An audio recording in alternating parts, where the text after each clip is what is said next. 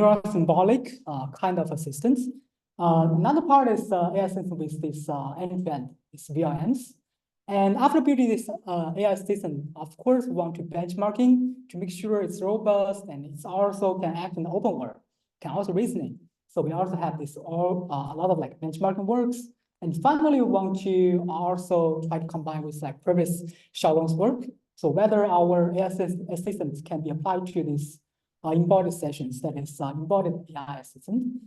Of course, this work are collaborating with amazing students in Lab.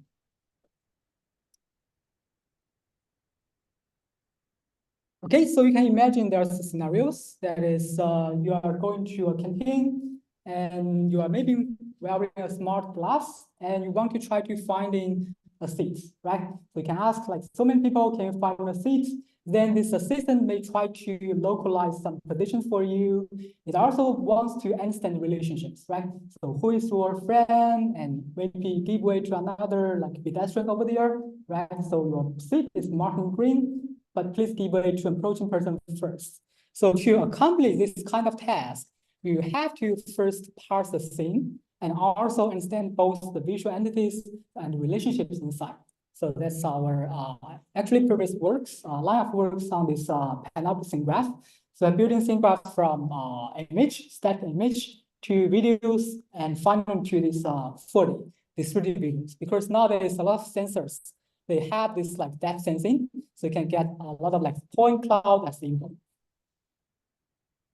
So of course, we will first want to advocate this beyond object recognition. So what is inside the image, I think is already well solved, right?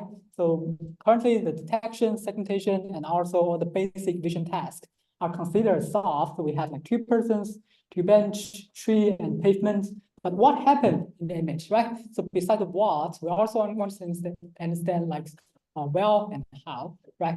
So maybe the story is like woman and man touching and looking at each other. The woman is sitting on the bench on the left, and the man is sitting on the bench on the right. So they are in front of many trees. So this kind of capability is still lagging behind for current models.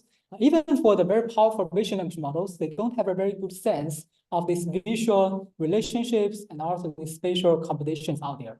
So here we want to advocate a task that tries to give one image as the input. Then we want to output the scene graph. So the scene graph, I think, is pretty much different from the original scene graph because we want to ground it, the whole symbolic things on the masks instead of the bounding box, right? So bounding boxes are still coarse. It's not very good for a lot of manipulation tasks, such as in robotics or in generative AI. You actually want these pixel level understandings. So we have like a person, the bench, sitting on, looking at, in front of, right? So we want to list all these spatial relations out there. And using the scene graph, we can also enable QAs. So actually this task or this data sets have helped us pave the way to train more powerful vision language models out there. For example, we can ask them what happened in the image, where is the man sitting on, what are the man and woman doing, right? So you can see that's a typical questions for even for like GPT-4b, right? So we can generate training data as well as the benchmarks from this symbolic approach that using the scene graph.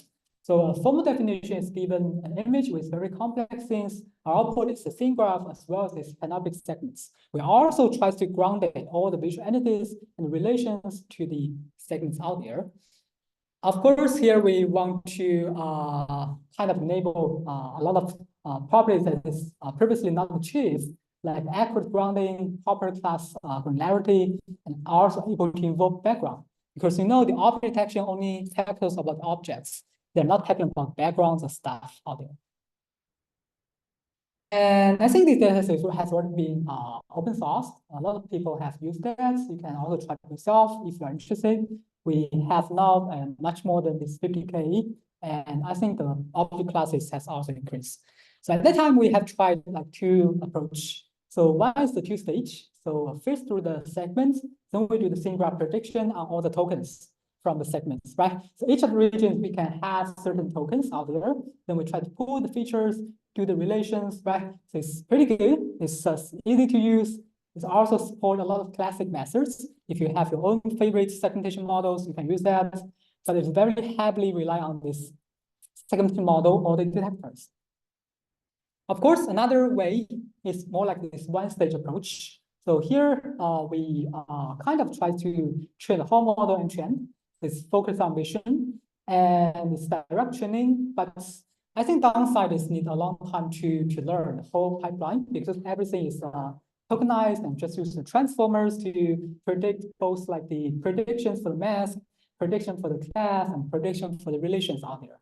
So it's also may have like the conflict with current pipeline of this panoptic segmentation. So combining these two, we have this another transformer network. So it's good. We have both the advantages of the direct modeling as well as quick convergence because we can leverage some of the pre-trained features. So due to time limit, I will not go to the details here. So here we can actually run some like live demos. If you are interested, you can when you do the registration out there, or you are like listening to some workshops, you can try to run our kind of demos that is well demand with a fancy backstanding, with very nice effect in the photos, something like that. So after that, I think nowadays more of the people they are like interested in these videos, especially for the long videos, right? So you want to understand what's happening in the video and also tries to ground all the elements inside the video to do the trackings along a long time, as well as the relations out there. If there's very complex videos involving multiple persons, multiple objects, as well as very complex things. So that's why we try to start this PVSG that is called Panoptic Video Scene Graph. So I think the program is like this. So given one monocular video, so it can be quite long, min level long, then we'll try to predict both the mask, this panoptic mask, as well as their relations. So one thing to know is here the relation is dynamic instead of static, right? Because maybe from frame 1 to frame 10, person A is kind of in from person B, but after frame 10 it goes to behind, right? So they try to predict this all the dynamic relations out there. So it's actually a very challenging task because you have to do these groundings, pixel level groundings on the videos, as well as these dynamic relation predictions. So that's why we propose this called dynamic scene graph. So we think this can be very useful for two subfields. So one is definitely this kind of embodied AI. So when the robot is working outside, if it can understand the world in this way, it has more understanding of the relations and context information. Another, I think, is on this more like VLN. So we are training like GPT-4o, right? If you want to also generate a lot of QAPLs, so this is a very good way. It can help you not just understanding the static spatial information, but also all these dynamic things.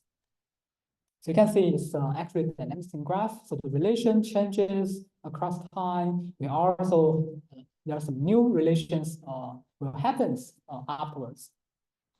So to enable all these like applications I have mentioned, so we actually build this data set. So you have very long videos, and also we contain both ego-centric motions and also third-person views. We contain both. And for the different scenarios and for the kind of multiple perspectives, we have included them inside.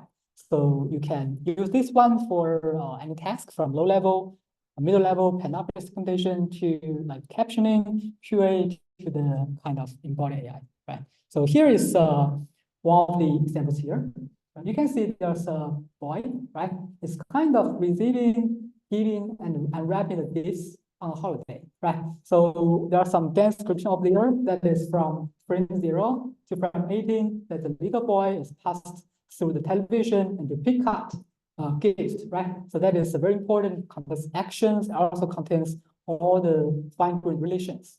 So maybe you can also ask some questions. So why did the little boy give the gift to the woman, right? So you can also try the case to the GPT-4o, something like that. So current VRM actually is not quite good at this symbolic reasoning. So the answer is actually it might be a gift exchange moment, and the gift is for the woman, right? So you have to understand the interpersonal relations and also the rationale behind that. That is reasoning across the long time.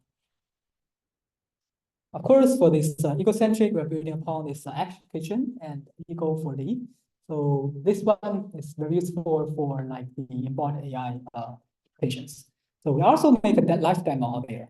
You can see this one. So that is we actually implemented on some of the first-person class. So when we go home and tries to also parse the scene around us. It can provide this frame level canopy simulation for the long videos. You can see when you open this refrigerator, it tries to parse all the things out there and also relations. You can have your tables or bottles and tries to predict the kind of action relations. And the one holding something, and something's on something, and he's doing something else, right? Like try to cleaning the that one and open another part. So I think it's quite valuable beyond the previous task, that is the symbolic task. And we can also do some QA. So what will the man do next, right? So let's try to do the action anticipation. And also you can do other things, right? That contains both third-person view and first-person views. Of course, the model I don't want to emphasize more, so it's much more like what has been built. But here, the features is a tube instead of just a token on the static regions, because we are operating on the videos, right? If it's a long video, you actually want to do the tracking and also make the aggregate features across the tube. So stage 2 is tries to predict the spatial temporal relations across time. So of course, we have some demo results. It's also online, open source. If you're interested, you can check out and try to play on your own videos. So after that, nowadays, we are not just have molecular videos, we also have like 3D sensors everywhere, right? So that's why we try to add in this PVSG, this panopticon graph with the videos, with the 3D, then we got this PSG40. That is, we want to parse inside this 4D world. So I think the concept is just that we have some visual input from this 4D, it's also dynamic world. So it can be point cloud, it can be like depths, it can be anything else, but it contains these 3D informations. So you try to aggregate this information to parse into this 4D panopticon graph. So you not just have the positions X, Y, you also have the Z there. So that's, like how far is the object, right? So it's very important for the robotics. So after that, you also try to figure out the relations. What is the different objects they are interacting with each other, what the person doing, so what you should do next, so that you can accomplish some of the tasks, right? So you can also do the reasoning and the planning out there. So of course, we have included like 2 parts. The first is more like a synthetic dataset. So we are building on GTA. So there contains like 7 videos and 35 different classes for 3 relations. And we also build on another real-world dataset. It's called HOI40. So pipeline, we actually included like 2 different options. So option 1, if your camera is RGBD, then you can use this RGBD-based method. And if your sensor is outputting point cloud, it's also great. So we try to aggregate the 2 different input modalities together. Of course, the major thing here is also to do the tracking. There's also very active research here. That is how to track within the 4D world, right? So after tracking, we try to inference and also learn the relations of it. So here we also have implemented on very cute robots out there to help us to clean up the graph. So we find that it's also very accurate if you just implement on some like very cute robots. So it's first try to segment the scenes, then it tries to pick up and also can also have some interactions with the VLM, right? It can be integrated with the GPT. So the GPT has the have the reasoning, and this one can help the GPT with some intermediate steps. So give your GPT with some relations, with some the parsing, with the groundings out there, right? So after we building this kind of AI system with scene graph, so we are thinking of, we are not just want these symbolic things, right? Neural symbolic things. We also want to go to just LLM prompts, end-to-end based approach. So we want to go from this multimodal input to scene graph to LM-based method. So that is the second part is AI assistant with VLMs.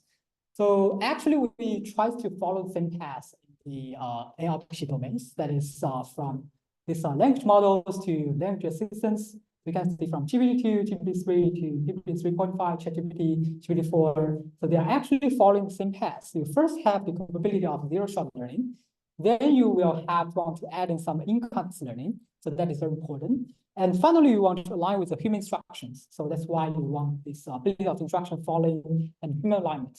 So in VLM, we should also do the same, right? So like 2 or 3 years ago, everyone is working on Clip. So Clip is good because it enables this zero-shot things, right? Zero-shot learning. And then we have like Flamingo models or Lava models. So they are doing this in-context learning. So however, they're still not a very good assistant because not tries to very friendly following instructions. So that's why we want to build something that can do the instruction following. It's an author model. So at that time, we are building about Flamingo. So of course, we have doing some upgrades after that. So Flamingo models, I think everyone is very familiar, so very quickly goes through. So it can do the instruction in context learning, given some image text pairs. You can also do the inference, completion. It can also operate on videos. So that's a good thing because it can operate on image, multi-image, and also the videos. So it's a very unified models. So even though it's a very good model for zero-shot, but it's not a good model for assistance because it's not trying to follow instructions. We're training objectives just to complete the next reasonable sentence, right? It's training this way. So it's just a pre-trained model instead of instruction following models. So that's why we want to build something more than this MMC4. So there's a lot of people building on very fine-grained, accurate data sets nowadays for this multimodal models pre-training. And we argue that beyond this pre-training, we also want something that is have this capability of instruction tuning, right? So that's why we have built the mimic data set. So for this one, you can see we try to find a clever way to automatically finding this interleaved data, right, from pre-training to instruction tunings. Of course, the model itself, I think, is more or less the same to what we have seen for this multimodal models. We have vision modules, we have language modules, we have some resamplers, or NLPs to connect them together. So I think the major part, I think, is on this data set. So we try to enable both the perception, reasoning, and planning out there. So here I will give some examples. Of course, we also try to include this multilingual things. This comprises of 8 languages: English, Chinese, Korean, Japanese, German, French, Spanish, and Arabic, right? We try to be more inclusive. This contains a lot of TV captions out there. We can also enable this visual storytelling and even do the planning. So this thing you can see, can you suggest any recreational pursuit that can be enjoyed with this group, right? So it definitely needs certain degrees of reasoning out there. And also, is there enough space in the room to set up a home grooming station? So you have to also have some spatial understandings out there. And for this one, we also have this egocentric video understanding. So this is also important. It's safe to work while the woman is cleaning, right? You should have some common sense to do the reasons out there. And of course, it's capabilities out there. You can try our demos. It's all open source. And I think we're also doing some like benchmarking. So it's very hard to keep the top on the benchmark because every day there's new models comes out. So we have the GPT-4 as a judge. We also evaluate on some objective benchmarks at the MM bench, something like that. So at that time it's good. It's good.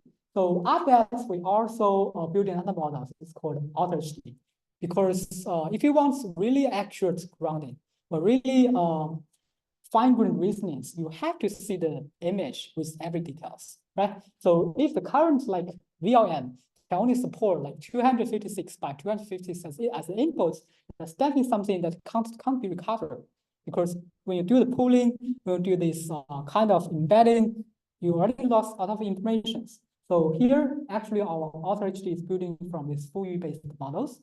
So it tries to operate originally on this high-res visual inputs. So we don't do any of the poolings, any of the encodings out there. We just use the raw visual inputs so that everything that is of the information is inside.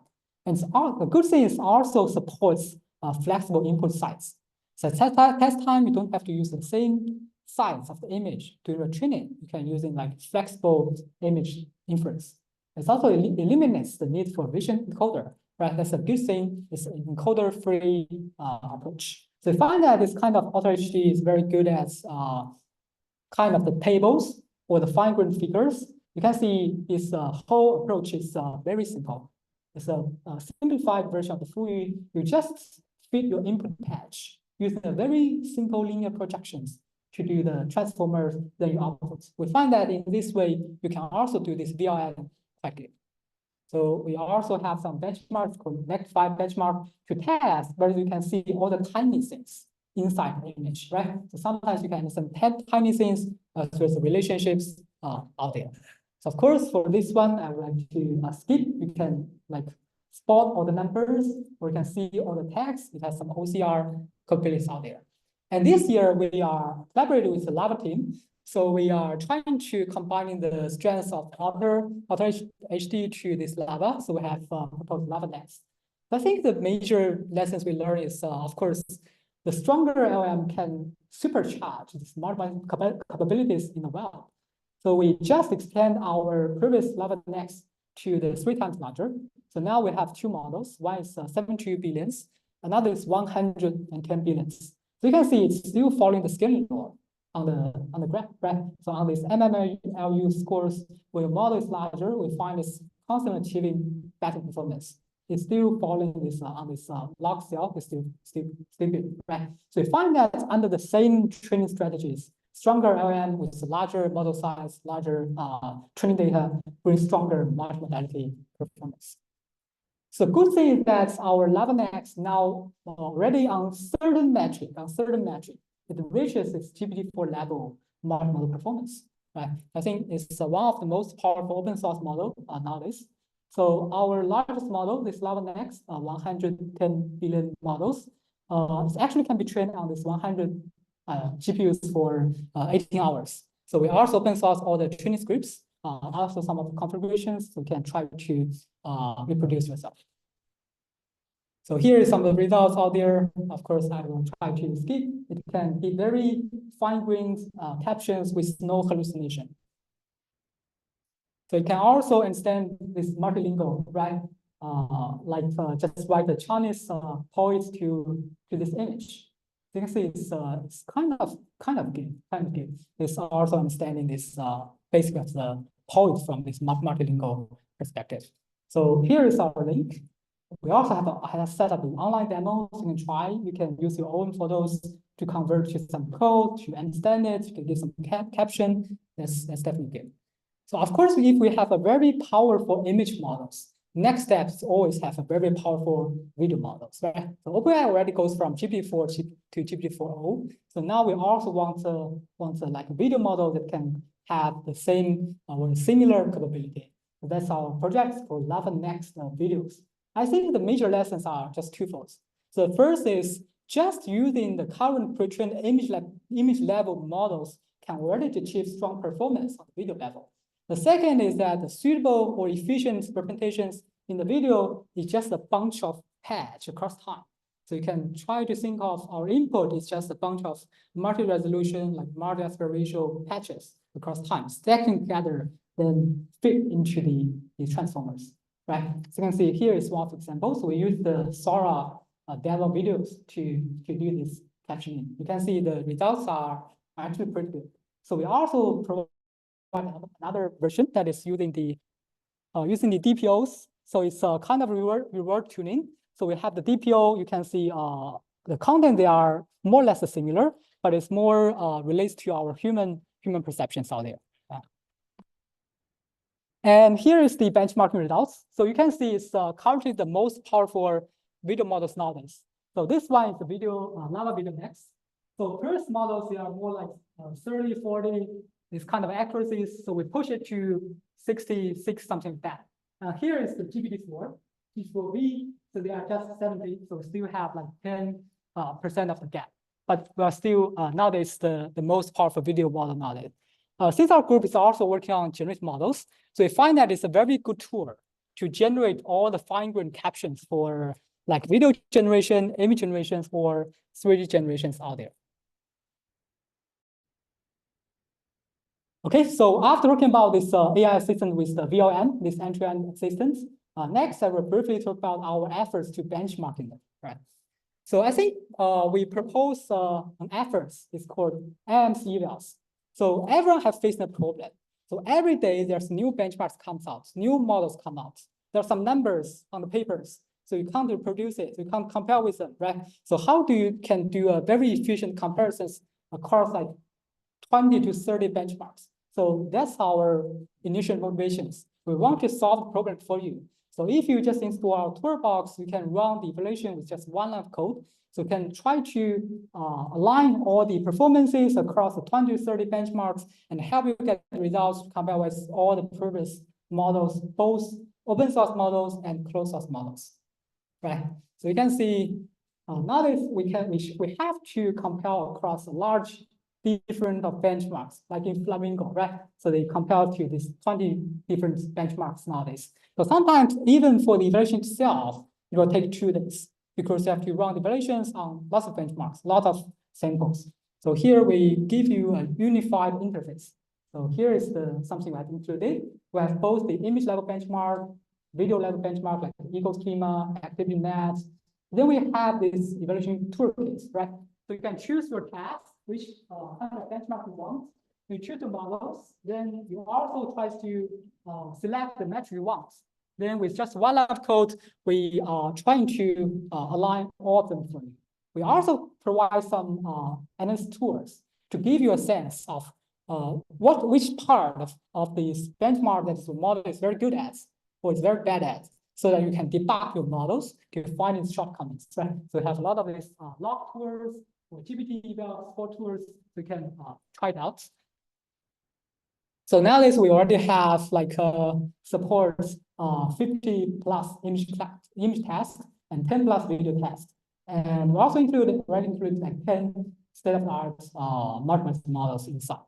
So if you have interest, you are more than welcome to contribute, right? So open source project and just PR, and your models or your data sets will be included inside.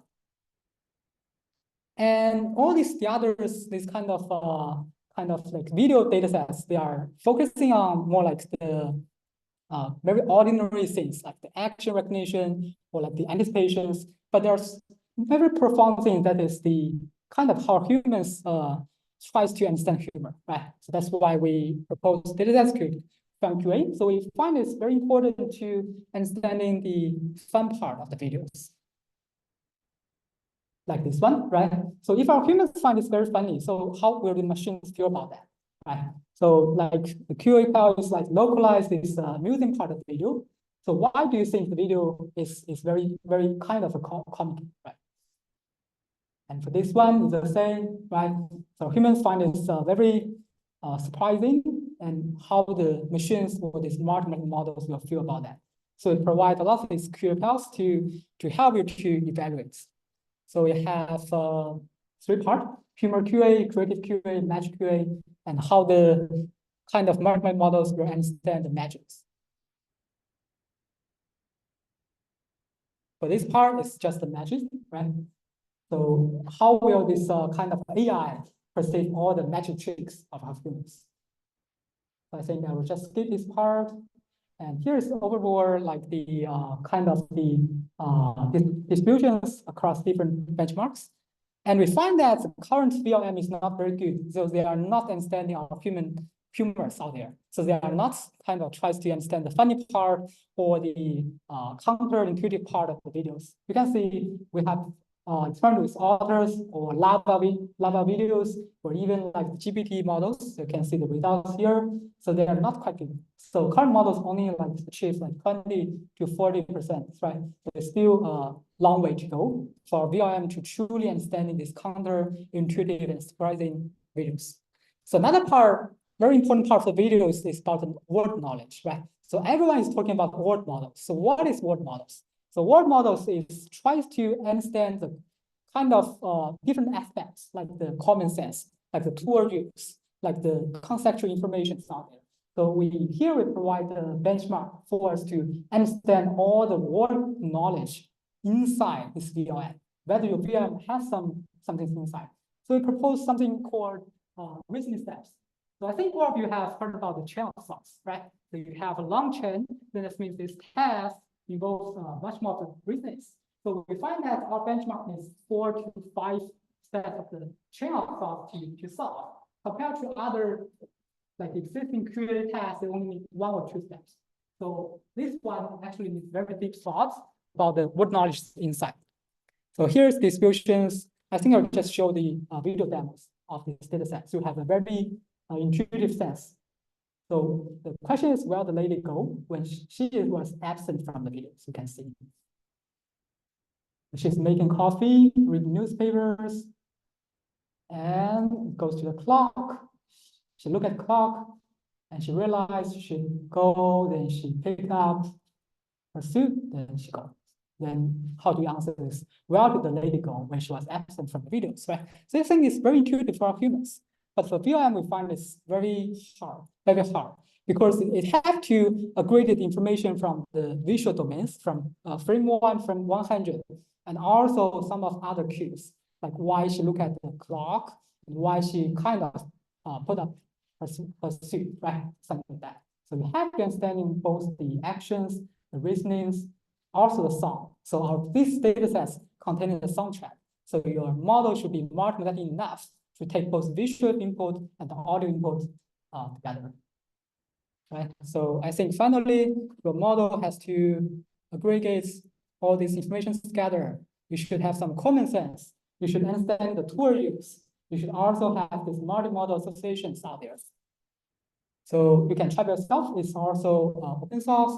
And finally, is the unsolvable problem detection. So that is, a lot of people try to trick the current VLM, right? So using something that is definitely not should be answered. For example, for this one. So given this document kind of image, that is, what color is a car, right? So it's definitely an irrelevant question. But current VLMs will try to answer, because you have asked questions, you also give ABC, like GPT will answer well, A or B or C, something like that. For example, Lava will answer, I will choose A.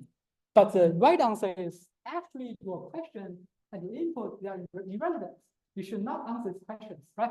So we want to equip the current VLM with the abilities to reject some of the questions, right? So you should have a sense whether the question is sensible or not. So we also have these 3 different types. So absent answer detection, incompatible answer detection, also these incompatible visual question detections. So I think the observation is current model is not good at that. So they are always trying to answer, from GPT-4b to Lava series to Gemini to others. So they are still very weak. So current model don't have these mechanisms to handle unreasonable inputs or out of this distribution input. So that's a very important lesson for us. And due to time limit, I think we'll very quickly go through the final part, that is embodied AI systems. So essentially, we try to combining the VLMs we build with the kind of the scene graph, the spatial perceptions, parsing to embodied environments.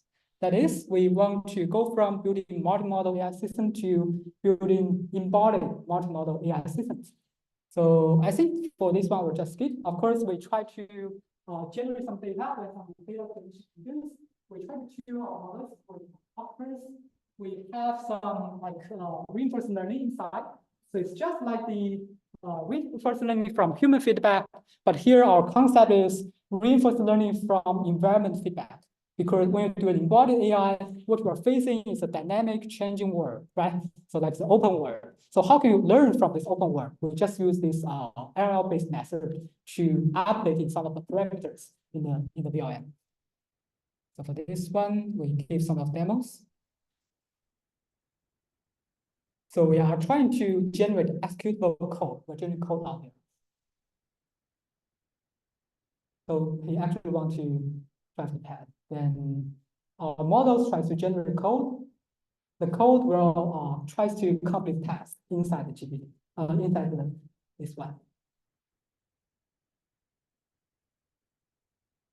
So the input is a visual input in the video, and output is actually an executable code. So the code can be executed inside this environment. So if it is an embodied environment or it's a game engine, you can just follow the code. You can do all these actions.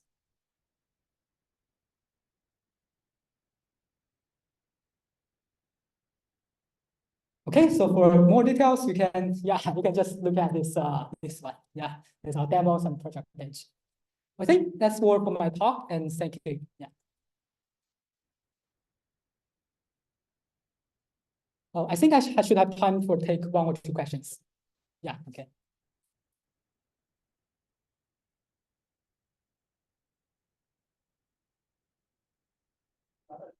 Mhm.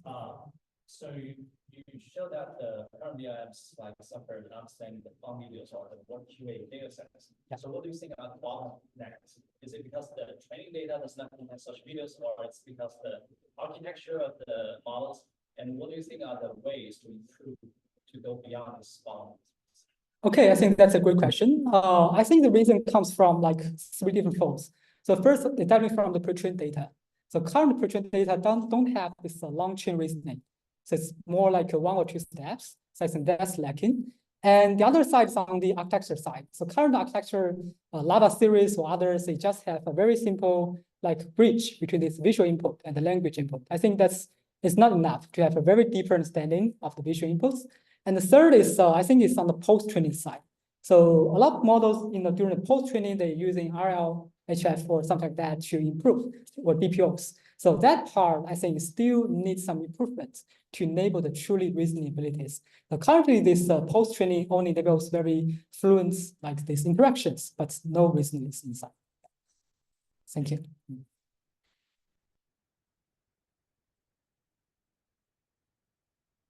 Okay, thank you. That's all for my talk. Yeah.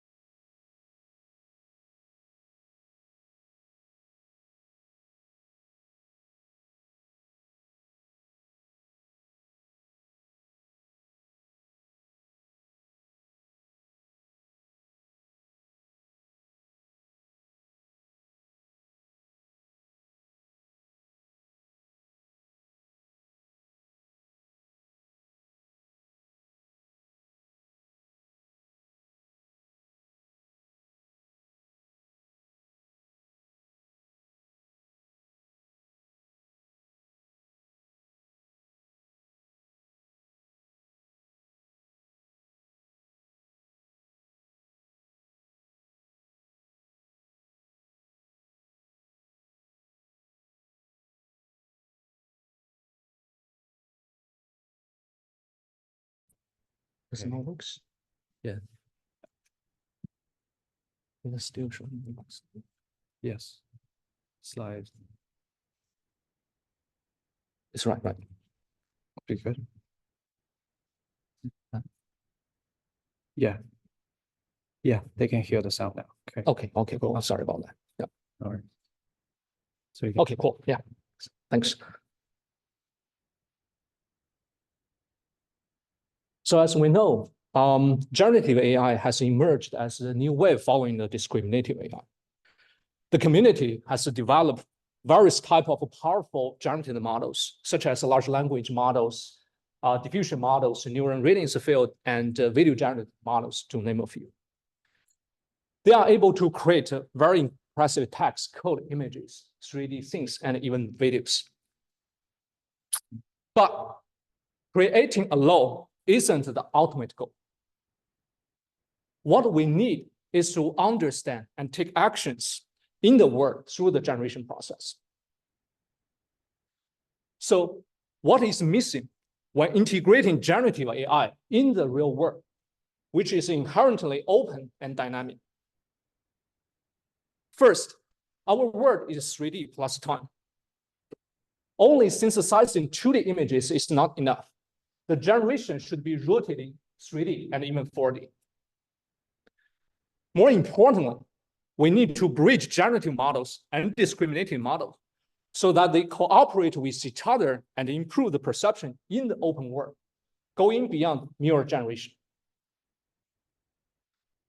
This alone is insufficient for navigating the complexity of the real world. We aim to push the boundary of generative models, empowering them to address desired decision-making and problem-solving tasks, effectively function as autonomous agents.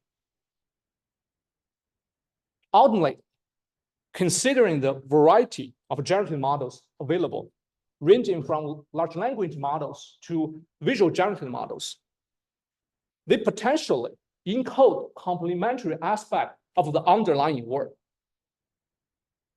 It will be exciting to compose all these generative models to create somewhat comprehensive supermodel, enabling us to address even more complex tasks that were previously deemed unattainable.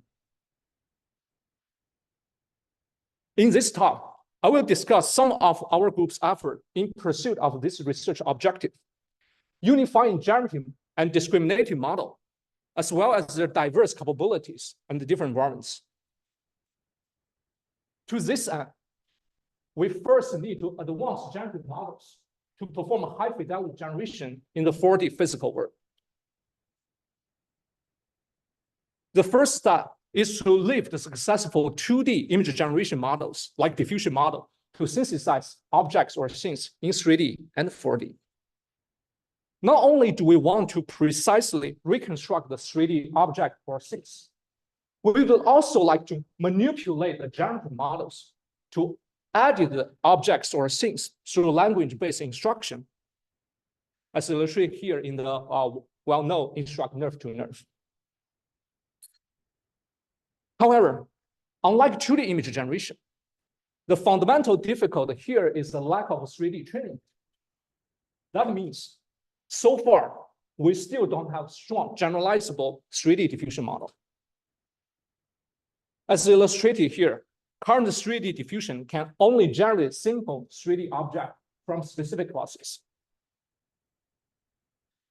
So the widely adopted solution is to somehow distill the 3D generation or editing signal from pre-trained generalizable 2D models, like 2D diffusion models, such as using score dissimulation sampling proposed in DreamFusion. The basic pipeline, such as in instruct nerve to nerve, is formulated as follows. So nerve is first trained on the original images to reconstruct the object in 3D. And then a 2D diffusion model, like instruct pix to pix, is used to edit images in 2D with a language-based instruction. And the nerve is tuned to reconstruct the edit object in 3D from these generated images. Now we can render the edit objects in 3D while nerve tries to produce 3D consistent reconstruction from the given images. Unfortunately, the 2D diffusion model cannot provide multi-view consistent images during the editing process for nerve to operate. This leads to failed editing results in 3D, and it becomes one of the major challenges of this widely adopted solution. So we have developed a series of work to overcome this issue. For example, our VCA nerve generates 3D consistent editing or style transfer result across a wide range of scenes and instructions, with significantly improved multi-view consistency, editing controllability, and efficiency. Our consistent dreamer further enhances the 3D awareness and 3D consistency, achieving high fidelity, high resolution editing or style transfer in complicated scenes, particularly in large-scale indoor scenes, with significantly improved sharpness and fine-grained texture. Our key insight underlying these approaches is to not solely rely on nerve, but explicitly propagate editing information across different views so as to ensure multi-view consistency. So here I will mainly talk about one approach, consistent dreamer, which introduces 3 synergistic strategies to explicitly propagate the editing information across the different views: structure noise, surrounding views, and consistent enforcing training. With these strategies, we designed the framework of a consistent dreamer to achieve 3D consistency in 2D diffusion. Intuitively, consistent editing result should be also denoised from consistent noise. We therefore construct the structure noise by putting noise on the scene so that we can render 3D consistent noise in map. So in this example, we can observe that the noise also moves together with the object. So the structure noise set up the foundation of the consistent editing result, enabling and consistent editing from beginning to the end. Only structure noise is insufficient. We also observe that lacking contact in some views lead to unstable or even abnormal editing result, as illustrated here. So to this end, we construct surrounding views by surrounding a large central view with 16 smaller reference views. We use them as the input to the 2D diffusion. With the sufficient context implicitly reasoned by the self-attention modules in 2D diffusion model, we now achieve consistent and desired editing result. So you can see. We further propose a multi-GPU framework to edit N surrounding views in parallel on N GPUs. So we apply self-supervised training on the diffusion model by constructing the target through warping and averaging all the 17 N views, which are used to self-supervise the diffusion model. We also similarly self-supervise the predicted noise at each denoising step to ensure a consistent denoising procedure that starts from consistent noise and ends with consistent edit images. So with the framework composing all these strategies, our consistent dreamer achieved a high fidelity scene editing result. Compared with the baseline instruct nerve to nerve, our consistent dreamer generates much sharper result with higher instruction fidelity in a variety of the tasks. So for example, in the editing results of the top left, which is a Fangzhou scene, our consistent dreamer consistently generates result with cleaner, more detailed texture than instruct nerve to nerve. And in the indoor scene editing result at the bottom, the scene is a bit more complicated, large scale scenes. So the baseline instruct nerve to nerve actually fails and generate very blurred result.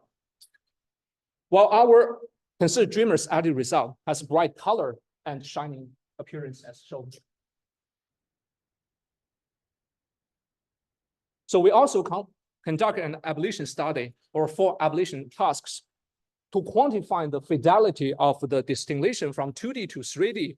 We propose a novel metric, distinction fidelity score, DFS, which is defined as a FID between the diffusion generated images and the rendered images from the edited things. So a lower DFS indicates better 3D consistency and improved editing result. So we can say removing any of these 3 components result in blurred result and significantly increase in the DFS. This indicates that all these 3 synergistic strategies are crucial to our high quality editing results.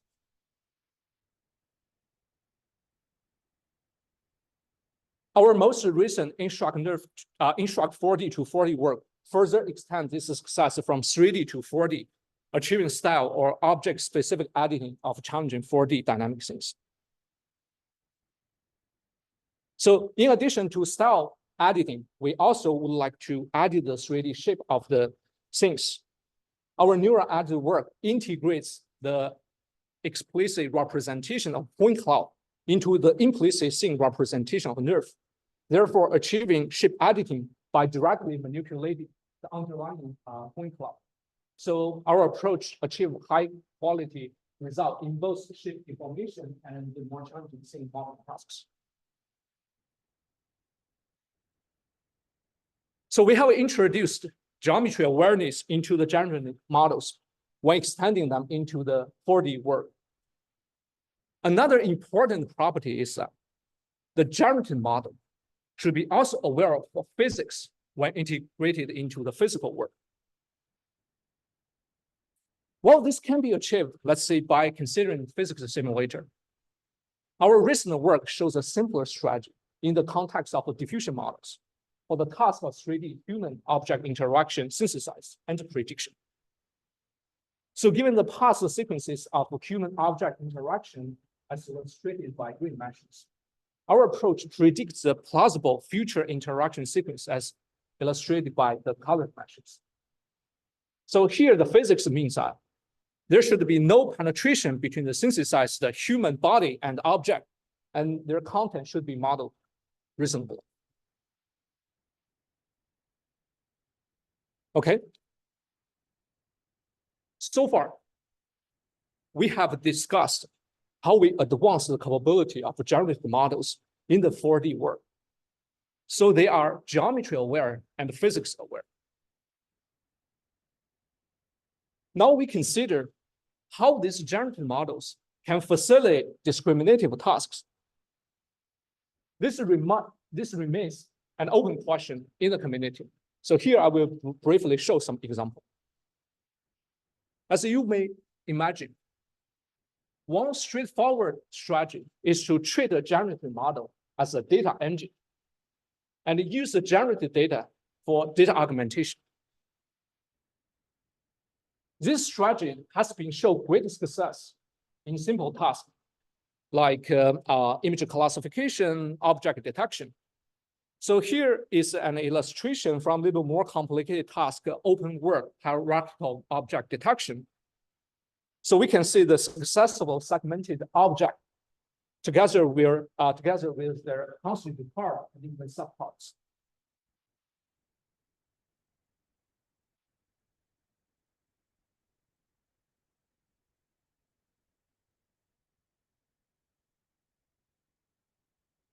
Our work further demonstrates the effectiveness of these strategies in dealing with the more challenging pixel-level dense prediction tasks, for which the model needs to estimate semantic labels, depths, surface normal, edge, and key points. So we achieve this by extending either nerve or diffusion model to synthesize not only RGB images, but simultaneously also semantic labels, surface normal, shading, edge, and key points. These are crucial for comprehensive 3D understanding. So experimental result in this work shows that our synthesized data greatly boosts the performance on top of the state-of-art baselines for various dense pixel level prediction tasks.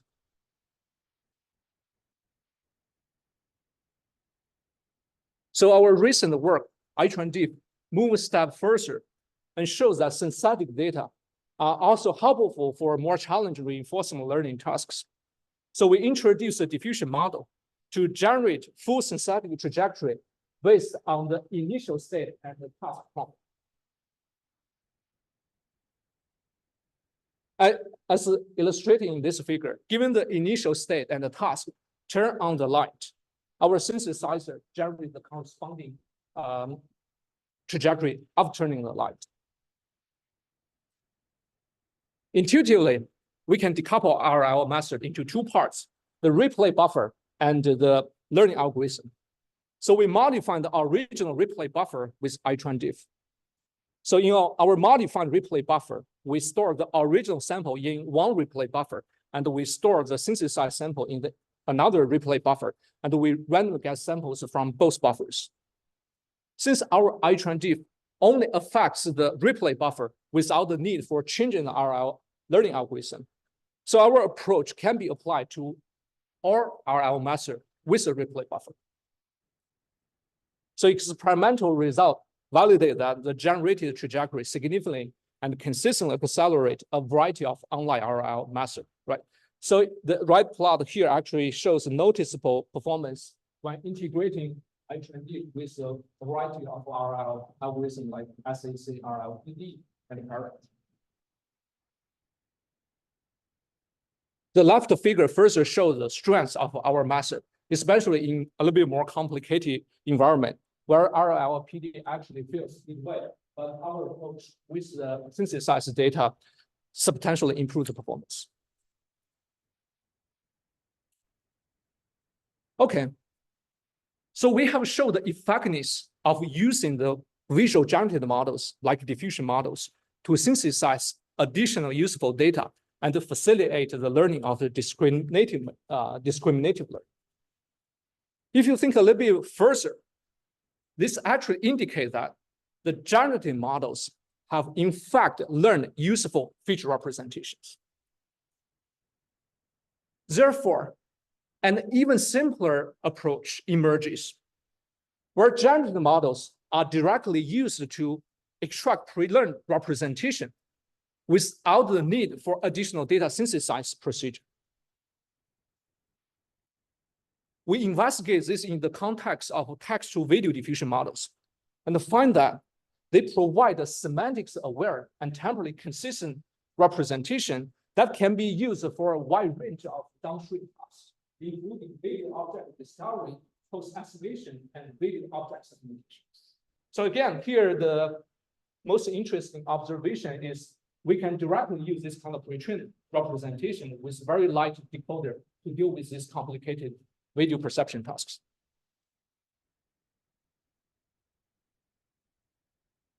While it is intuitive to assume a visual generated model would likely offer valuable representation for visual perception tasks,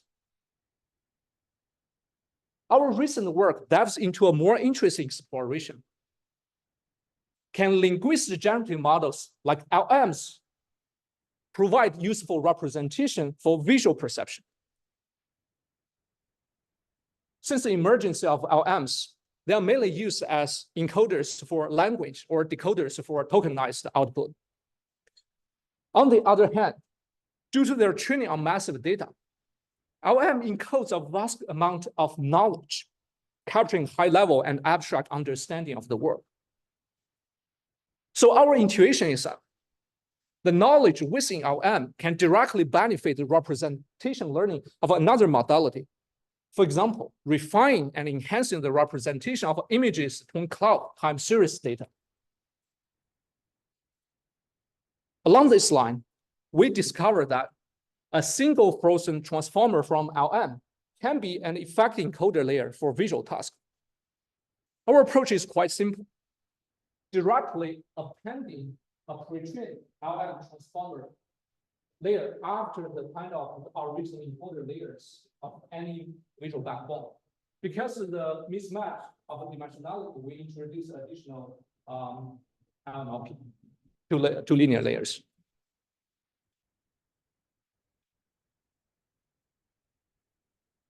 We can see the approach is basically as simple as it. Despite its simplicity, this paradigm is actually generalizable across a wide range of modalities, including 2D images, 3D point clouds, videos, and non-semantic time series, and be effective across a wide range of tasks like image classification, point cloud classification, action recognition, and motion forecasting. When combined with the language modality, it is also useful for 2D and 3D vision language tasks. By default, here we use the last transformer layer from Llama. As for our design choices, a crucial analysis is that we first remove the LM transformer while keeping the same number of trainable parameters, which is basically plus MLP as shown here. So the result shows that the performance improvement is not as large as using frozen pre-trained LM block. So this observed improvement for visual encoding is not just a result of a larger capability or large capacity, but more like the leverage of this additional LM layer. We further analyze if fine-tuning the frozen transformer could lead to better result. So this is basically shown as Llama. From this result, we can see that full fine-tuning actually leads to a performance drop because of overfitting to the training set. So in the following experiment, we mainly use these frozen LM layers. We further found that our discovery is applicable to various LMs and layers. For example, here we use another LM OPT. We can observe that, again, there is kind of consistent improvement, not just the last layer of Llama can improve the performance, but also the last few layers. This shows that this kind of behavior is somewhat generic. So from the experiment, you can also observe that often the highest performance improvement comes from the last few layers of LM, but the beginning few layers, you can say, is actually not effective.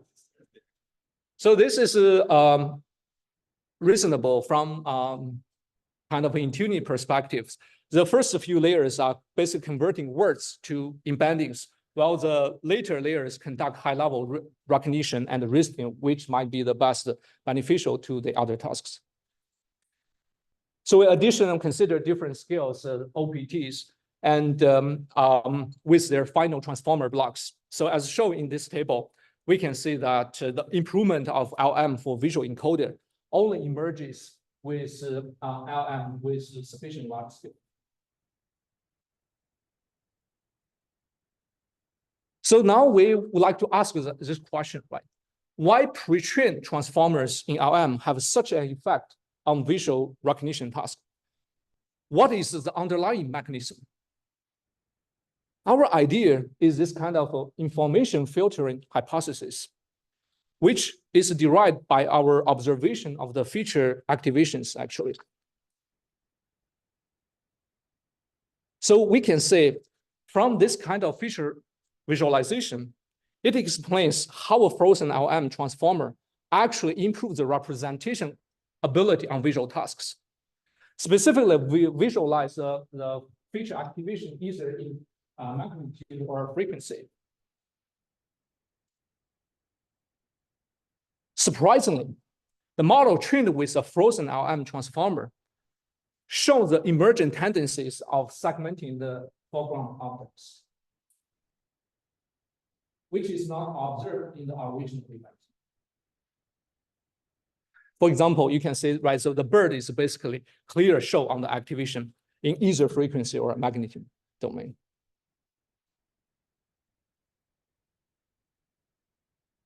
So this is somewhat surprising because this kind of segmentation ability was only demonstrated on self-supervised VIT like Dino before. So encouraged by this behavior, we formulate our hypothesis as LM benefit from distinguishing and amplifying the informative tokens. So as a side note, here we are not totally clear about which layer actually is LM attention or FM, or we are not clear is most notable in the magnitude or the frequency. This needs some further exploration. But what we show as a consistent behavior is that the magnitude after output by the final layer clearly illustrates the target objects. Again, this phenomenon is not only limited to classification. So on other tasks like action recognition, right? So this kind of information filtering hypothesis is also supported and observed. So here we also visualize the tokens on actual action recognition. So different from the image task, so video tokens are activated joint in all the frames. So every video token is a cube covering 2 frames and image patches of 16 by 16. So as shown in the low stress showed row, right? So the model with llama focused to the foreground with less noise. And furthermore, the high stress shows that the most focused frame to indicate the temporal selection of the models.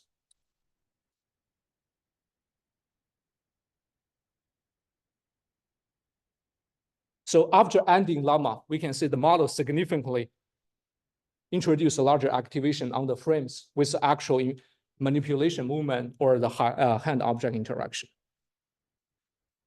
We also consider another task. So this is basically an even more challenging task, a 3D vision language task called situational QA, where an embodied agent is given position and then question to answer. So in this example, the situation is basically I'm standing in front of the table and facing trash can, and the agent has to understand its location and facing like the green arrow. And the question is how many chairs are at the table behind me. So what we visualize here is basically this kind of activation of the seed point from the point cloud, where a brighter color indicates actually bright color indicates a larger activation.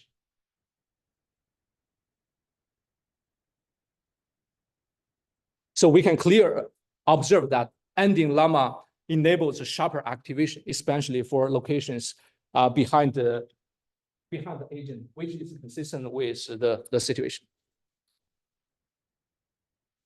Okay, so I have shown the remarkable effectiveness of utilizing generative models, such as LM, to perceive the world, not only the linguistic world, but also the visual world. However, this alone is insufficient to address the complexity of the real world. Recently, there has been a growing interest in extending generative models, particularly LMs, as agent for decision-making and problem-solving. As I discussed earlier, right, so this is promising for 2 key reasons. So first, LM can perceive the world through natural language. And with a vision language model, it can also integrate image-based perception.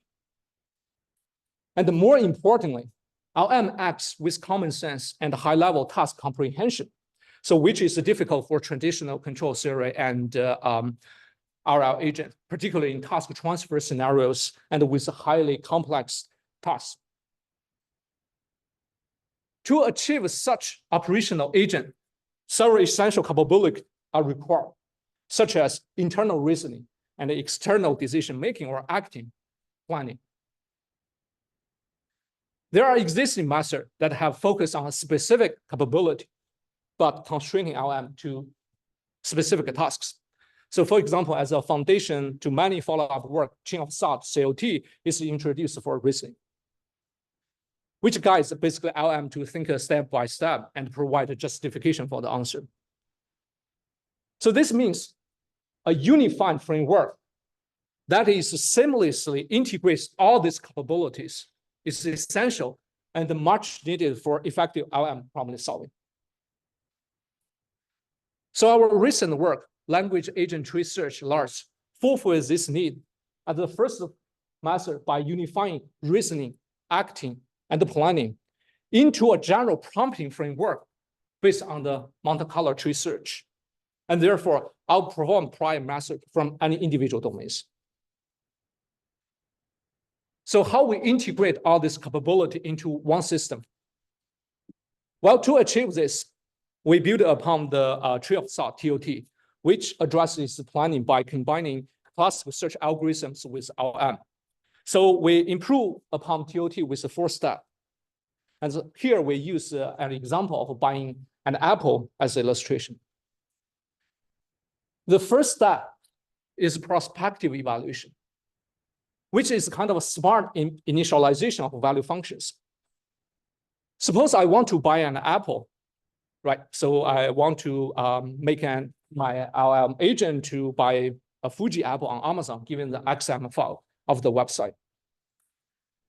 Given such website, the LM agent has many possible choices. For example, extract the keyword and enter Apple in the search box, or enter Fuji in the search box, or even simply log out as it feels that it shouldn't buy Apple here. If we use a search algorithm such as DFS of vanilla MSCTS, we will have to evaluate each choice many times before we figure out which action is good, which is very inefficient. So here, if we leverage the common sense encoded in the pre-trained LM, which is the knowledge that traditional planning algorithm always dreamed for, so we can actually let LM to perform prospective evaluation and to figure out which action might be the most promising. This will save many trials for us. The second step is basically heuristic selection, where we sample multiple next steps and select the most promising one with MCTS rules, right? So we select such a step by generally considering the novelty and the LM evaluative value function of the candidate next step. And the third step is the feedback update. So if we succeed on the first trial, we can simply end the search and output the answer. However, our agent can make mistakes from time to time, right? For example, it might mix Apple pencils with real apples and purchase the wrong item. So to learn from such failure cases, we use a feedback update that updates the value function along the path trajectory. So the last step is the self-reflection, where we fully leverage LM's comprehension ability to let itself generate instruction on how to do better for the next trial. So for example, it might figure out, right, it shouldn't mix up Apple electronics with real apples, so which will go to the next trial as part of the prompt. To sum up, in LARS, right, so an external environment enhances both reasoning and planning by grounding it to the real world condition. This also reduces some kind of hallucination. And reasoning improves acting by organizing feedback and context. And the planning as a search over acting trajectory introduces global trajectories and global decision makings. So notably, our approach is applicable to a lot of tasks for both reasoning and the decision making. This is benefited from the shared state space of action, thoughts, and observation. So from this different tasks, including mathematical reasoning, programming, question answering, and the real world navigation, we can see there is a consistent performance improvement from LARS, making it as a leading approach in LM agent learning. Okay, so far we have mainly focused on the exploration of individual models, each a powerful tool in its own. However, the potential of generative models not lie in just isolation, but in their collaborative synergy. So can we compose and synergize heterogeneous generative models like LMs and other generative models, while each model illuminates different aspects of the work? We consider this synergy of generative modeling in the context of generating human-object interaction, HOI, given text description, by fusion of LMs, motion generative models, and interaction price. So here, basically, LM understand the semantics of human object interaction. Motion models understand the dynamics of the physical movement, and additional interaction prior, like physics, can be also integrated. By fusion of them together, this enables us to bridge the gap between textual comprehension and the physical movement, so as to allow us to generate this kind of 3D human object interaction, particularly in a zero-shot manner.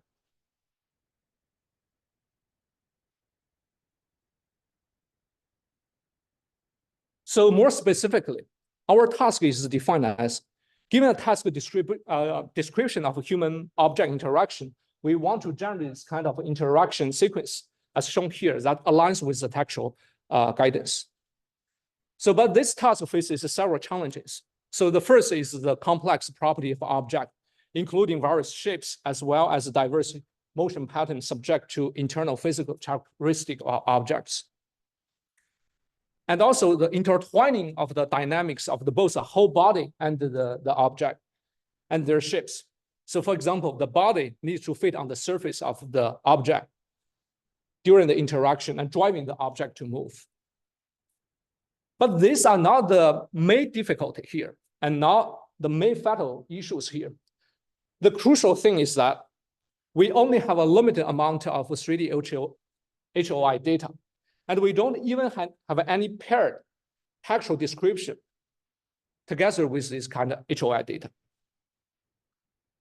So this leads us to question whether it is feasible to learn text condition HOI generation in a zero-shot manner without paired supervised data. To address this challenge, right? So our key insight, as discussed earlier, is to leverage a variety of knowledge through generative models, not dependent on text interaction pair data. And importantly, such knowledge can be individually harnessed, ultimately composed, due to that semantics and dynamics can be decoupled in HOI. That is, semantics can be shifted by human motion and the initial object pose. Meanwhile, dynamics, that's the subsequent previous object, is driven by forces applied by the human under the law of the physics.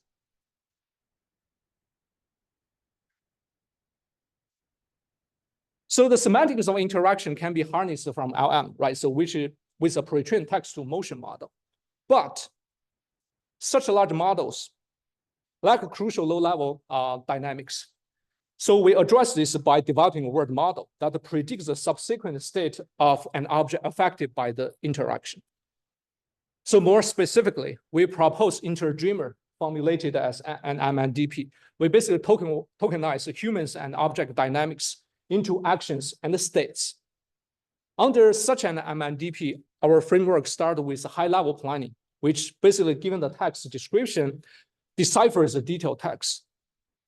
As shown in this example, right, we refer to the answers provided by LLM for extracting object categories and body parts. And we also use that to provide a modified description. So it sort of narrows down the vast range of possible interactions into a more manageable distribution within the capability of our framework. So we utilize the few-shot prompting and the chain of thought prompting to enhance the in-context learning capability of the LM. So the low-level control aims to create the initial state and the sequence of human actions such that they correspond with the information provided from the high-level planning. And here the interaction retrieval is basically set up an initial object state based on the rules we discussed. So the key to the retrieval is the information provided by the high-level planning in the previous step. And the output is basically a contact map that can lead an object of its initial pose. So we then have this kind of text-to-motion model, which is pre-trained to generate the actions based on the rephrased text. And finally, with the initial state and iterative generated action from the low-level control, so the word model or the dynamic model simulate the state transitions affected by this kind of applied actions. So a naive method would be directly taking the wrong action, right, as a condition, which suffers from this kind of severe overfitting issue, generation issue, right? So during inference, so the dynamic model is like to encounter some kind of actions that don't exist in the training data. So we basically model the interaction from the context vertices on the object. This kind of locality ensure that the dynamics models focus on only the interactions in the contact region without being distracted by the motion of the body parts that are not irrelevant to the object. And the most important thing, so the dynamic model is the only component that need to be trained in our framework. All other components are just used as off-the-shelf models. So we conduct a quantitative comparison of our approach with the existing text-to-HOI work with the framework of supervised learning. Again, I would like to emphasize ours complete unsupervised zero-shot manner. So this comparison is sort of unfair. So we directly evaluate our master by testing our trained models on their annotated data available from their website, specifically retrieving their generated values for direct comparisons. So remarkably, right? So even with training on this kind of a data set, our approach generates high quality interactions. And more impressive, our approach is able to generate vivid interaction sequences given this even longer and more complex text descriptions, and shows effectiveness in synthesizing complex interactions involving dynamic changing objects, dynamic changing content, such as a handle.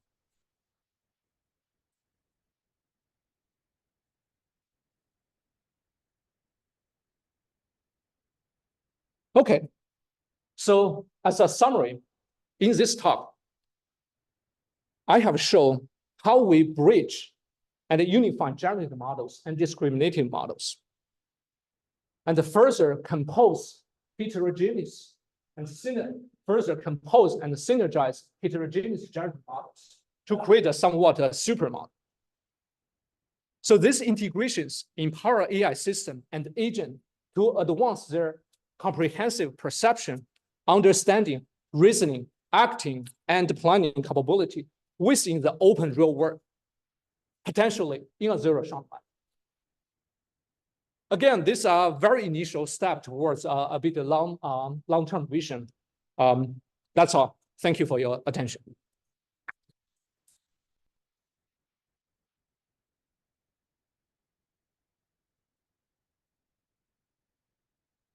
Yes, please.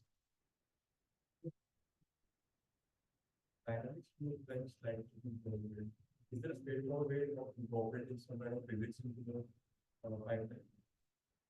Yes. So you mean the last part of the work, right? Again, so here, that's a good question. I would like to address it from two aspects. So first, here we want to show that it is possible to learn this kind of plausible interaction sequence without any additional tools for physics simulation or something like that. So of course, because you don't have this additional guarantee, right? So the result is not perfect. But again, it's kind of a comparable and even outperform the existing approach with the supervised data. Okay, that's a main investigation in that line of work. Meanwhile, I agree with you, if you want to fully model the physics, you probably need some kind of physical simulator. You can integrate that. We have some ongoing work actually uses physical simulator to guarantee the physics and integrate it into this kind of. Thanks for the question. Yes, please.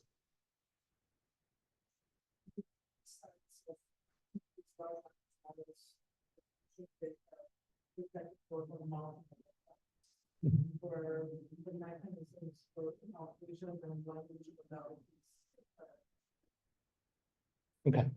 Yeah, I think that's great questions.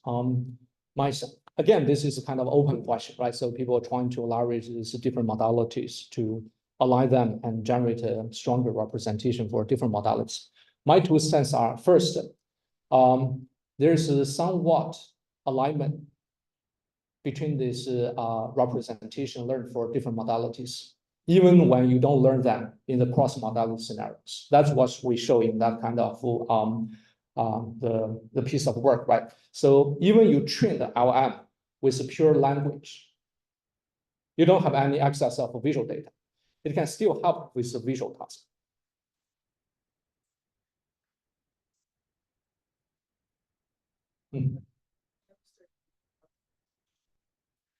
Yes, we showed a variety of tasks, including 2D image classification, 3D point cloud classification, action recognition, and motion forecasting, and even 2D and 3D vision language reasoning. So across the board, right? So they have consistent benefit, consistent improvement, but the biggest improvement still comes from, let's say, semantic tasks. For example, image classification, video recognition.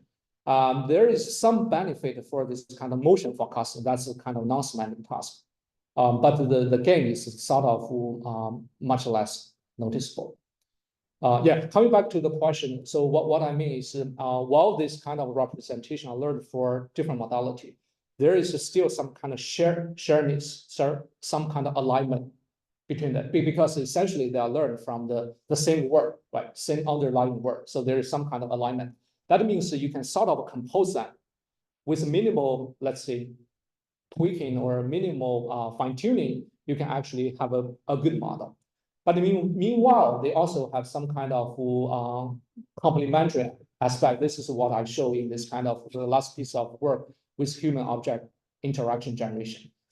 LM basically understand the semantics, but it cannot understand the low-level dynamics and physics. Then you need this kind of additional model that is good at understand this kind of low-level dynamics, physics. But once you compose them, like this kind of high-level planning and the low-level control, right? So you can sort of address tasks that might be very challenging. Thank you.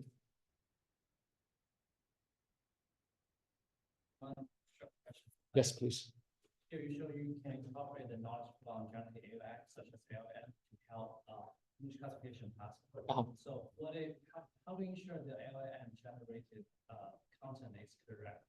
Like say also other generative models like motion generated picture. Like what if they generate some false text? So how do you cope with that? Yeah, so that's a good question, and also a slightly different aspect, right? So what we show here is basically they are helpful, but of course there are successful cases, right? But there's also some misleading and let's say failure cases. My sense is probably we need kind of some additional layer that sort of tells you maybe can able to predict this capability in advance, right? So if it is helpful, you should use that. If it is not helpful, you probably don't want to use that.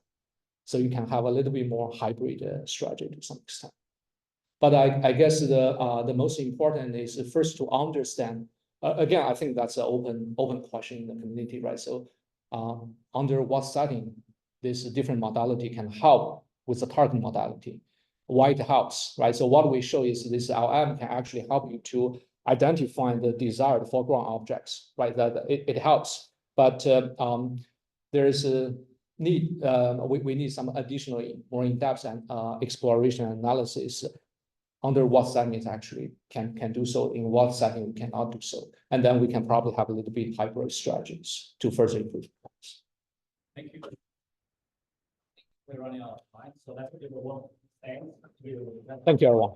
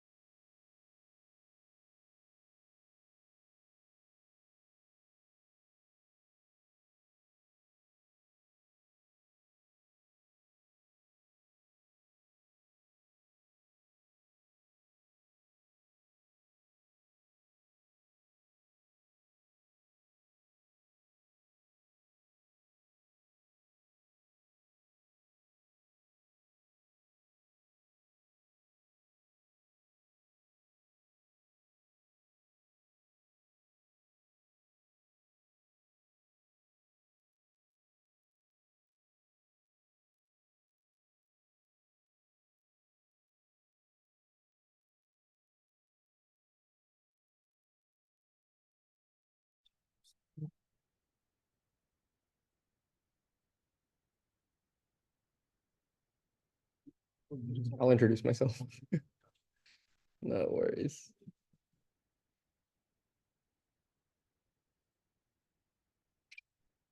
What's the when does this technically end?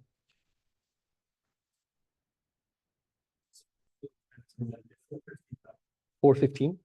Okay, half an hour. That's plenty of time. All right. Good afternoon, folks. Today I'll be talking about the foundational few-shot object detection challenge. So my name is Nihar Perry. I'm the guy on the right, the second guy over there. And today we'll be discussing the inaugural challenge and highlighting some of the insights from our community. So I think the first thing to call out here is that we've seen remarkable progress in zero-shot open vocabulary detection performance. And by simply typing in a text string, you're able to detect basically anything that you can imagine. So by simply typing the keywords laptop, you're able to detect laptops in any arbitrary image. So this raises a natural question. It seems like, given this impressive performance, it seems like 2D object detection is a solved problem. Should we be able to use these VLMs as automatic annotators? And can we simply use this to annotate large-scale data and be able to scale up our vision language models? And I think the answer, as of right now, is not quite. So these VLMs are not quite there as automatic annotators. And I think we need to observe this problem a little bit deeper. And it really turns out that the key reason why we can't necessarily use VLMs out of the box is because there's poor concept alignment between the data that these VLMs are pre-trained on and the target domains that we actually care about here. So in this example on our left, we can take an off-the-shelf state-of-the-art VLM. We can type in the text string truck, and our VLM will detect the entire truck, whereas the annotation is just the front cab. Similarly, for bicycle, we find that when we type in the text string bicycle, VLMs will only detect the part of the wheels of the bicycle. But according to the annotation instructions in new images, this includes both the bicycle and the rider. So importantly, there's this disconnect between the data which we use to pre-train our models and the web scale foundational knowledge and what we actually care about in target domains. So importantly, the concepts for particular data sets are misaligned. And at first glance, this seems like it should be pretty easy to solve. And this issue itself is not all that surprising, because human annotators themselves need multimodal concept alignment. So when we want to collect a new data set and when we want to annotate this data set, we usually need to describe with a few visual examples, some rich textual examples, and oftentimes some examples of what we don't want them to annotate, to get these human annotators to understand what we actually mean when we define some of our target concepts. So one natural question is, because we want to be able to turn VLMs into automatic annotators, can we actually align our foundational models to work more like how we align human annotators? And the answer is obviously yes. So ideally, we'd like to be able to fine-tune these models with a few multimodal visual and textual examples. And for those of you familiar with the task of few-shot object detection, what I just described, using a few examples of text and images, sounds a lot like this few-shot object detection problem. But importantly, the existing setup is incredibly limited. So the existing few-shot object detection setup has a set of base classes, so something like Coco that you can train on, some subset of Coco that you can train on, and they evaluate on some other subset of Coco, which they call the novel set of classes.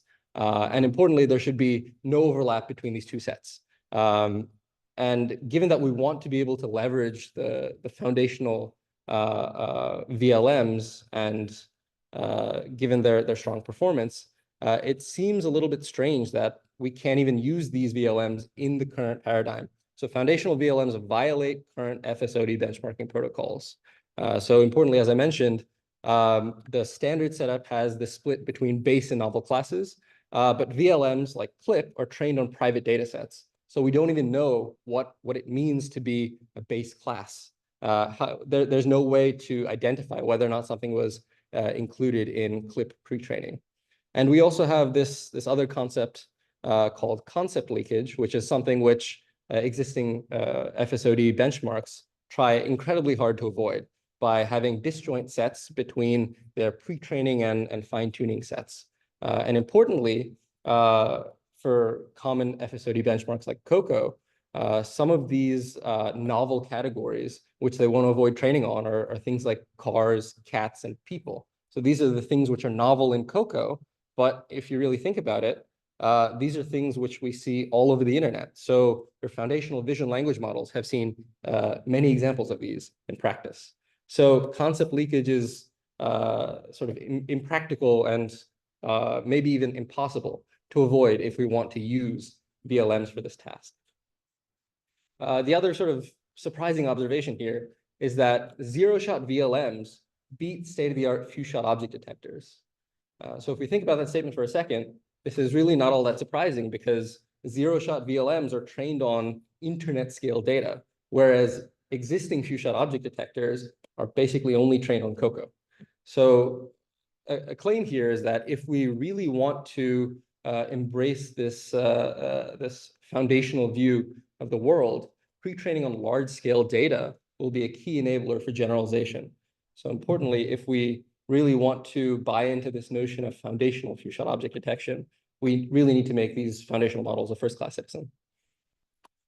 So if we want these foundational VLMs to enter the conversation of few-shot object detection, we really need to embrace the concept of pre-training, and we need to embrace the concept of concept leakage. And this really requires that we reframe what we mean when we say base and novel classes.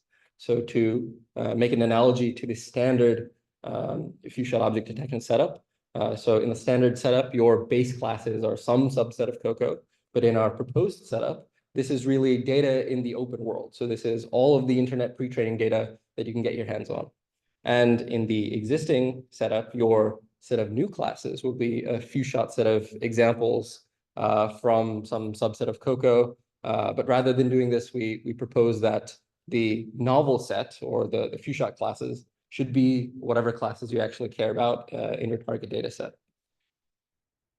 So given this problem formulation, given the motivation of trying to use foundational VLMs to bridge the gap between human annotation and automatic annotation, we've set up a challenge called the Foundational Few-Shot Object Detection Challenge. So first I'll talk through the challenge setup, highlight a couple of the baselines which we propose, and then discuss some of the community insights. And interestingly, even in the few short months which this challenge has been live, the community has more than doubled our strongest baseline performance. So I think this is, in and of itself, a very exciting result.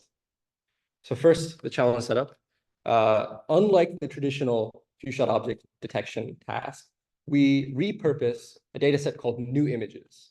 And this is a little bit different from the standard setups which use COCO or Pascal. This is actually a 2D autonomous vehicle data set. And this has many challenging categories like pushable, pullable, and debris. So these are things that, just given the textual description, it's not quite obvious what we're trying to detect. So this further motivates the need for multimodal examples. And why do we choose new images over some of the more traditional data sets? The answer is because new images provides multimodal annotator instructions. So this is unlike many of the contemporary data sets. We actually know what the new images curators instructed their human annotators to label whenever they constructed this data set. And unfortunately, new images is one of the few data sets which we were able to find which includes such rich multimodal annotator instructions. So I think, moving forward, given that we find these multimodal instructions are such a key asset for aligning foundational vision models with target domains, especially in the context of this challenge, we hope that future data sets will actually also release these. Since this is an object detection task, we do evaluate using mean average precision, and it's nothing fancy here. We simply repurpose COCO style evaluation for the 18 classes within new images. And we outline a couple of boundaries for this challenge. So whenever we talk about foundational models, one of the challenges is understanding what we can and can't train on. So the first thing is we allow competitors to pre-train on anything except two data sets. One is new images and the other is new scenes, because these two data sets are basically the exact test domain which we're trying to evaluate on. So it doesn't really make sense to let people pre-train on these. And competitors can fine-tune on 10 shot examples within the new scenes or new images data set. So for each of the 18 classes, we provide competitors with 10 examples per class, and this is what they can train on. So now that we understand the challenge setup, we define 3 baselines. So first, we define a federated fine-tuning baseline. And this comes about from a rather interesting insight that few-shot object detection benchmarks are actually federated data sets. And what do I mean when I say federated data sets? A federated data set is a collection of smaller subdata sets where each image in this smaller subdata set is exhaustively annotated for a single category. So here on the left, we can actually see 2 examples of, although they're a single image, these are technically federated data sets. So for the example on the far left with the bus, within this image, all bus examples are exhaustively annotated. There's only one bus. And we don't guarantee that anything else in the image is annotated. Same thing for the example with the motorcycle. So given this example, it intuitively may seem pretty straightforward why standard fine-tuning doesn't work. Because if we apply standard fine-tuning techniques, all unannotated classes are considered negatives, and this will negatively impact your fine-tuning performance. Okay, so how do we solve this? Well, we leverage the zero-shot capabilities of these foundational VLMs to generate pseudo-labels. But trusting these pseudo-labels doesn't necessarily get us the performance that we want, because we can't necessarily trust that the VLM is aligned to our target data set. So rather than trusting the predictions themselves, we can actually use these predictions to identify what classes are not in the target images. So we can run our VLM, and our VLM tells us that there are no examples of strollers in these 2 examples. So when we actually fine-tune our data set, we can apply a penalty such that our detector doesn't predict that there are any strollers in this data set.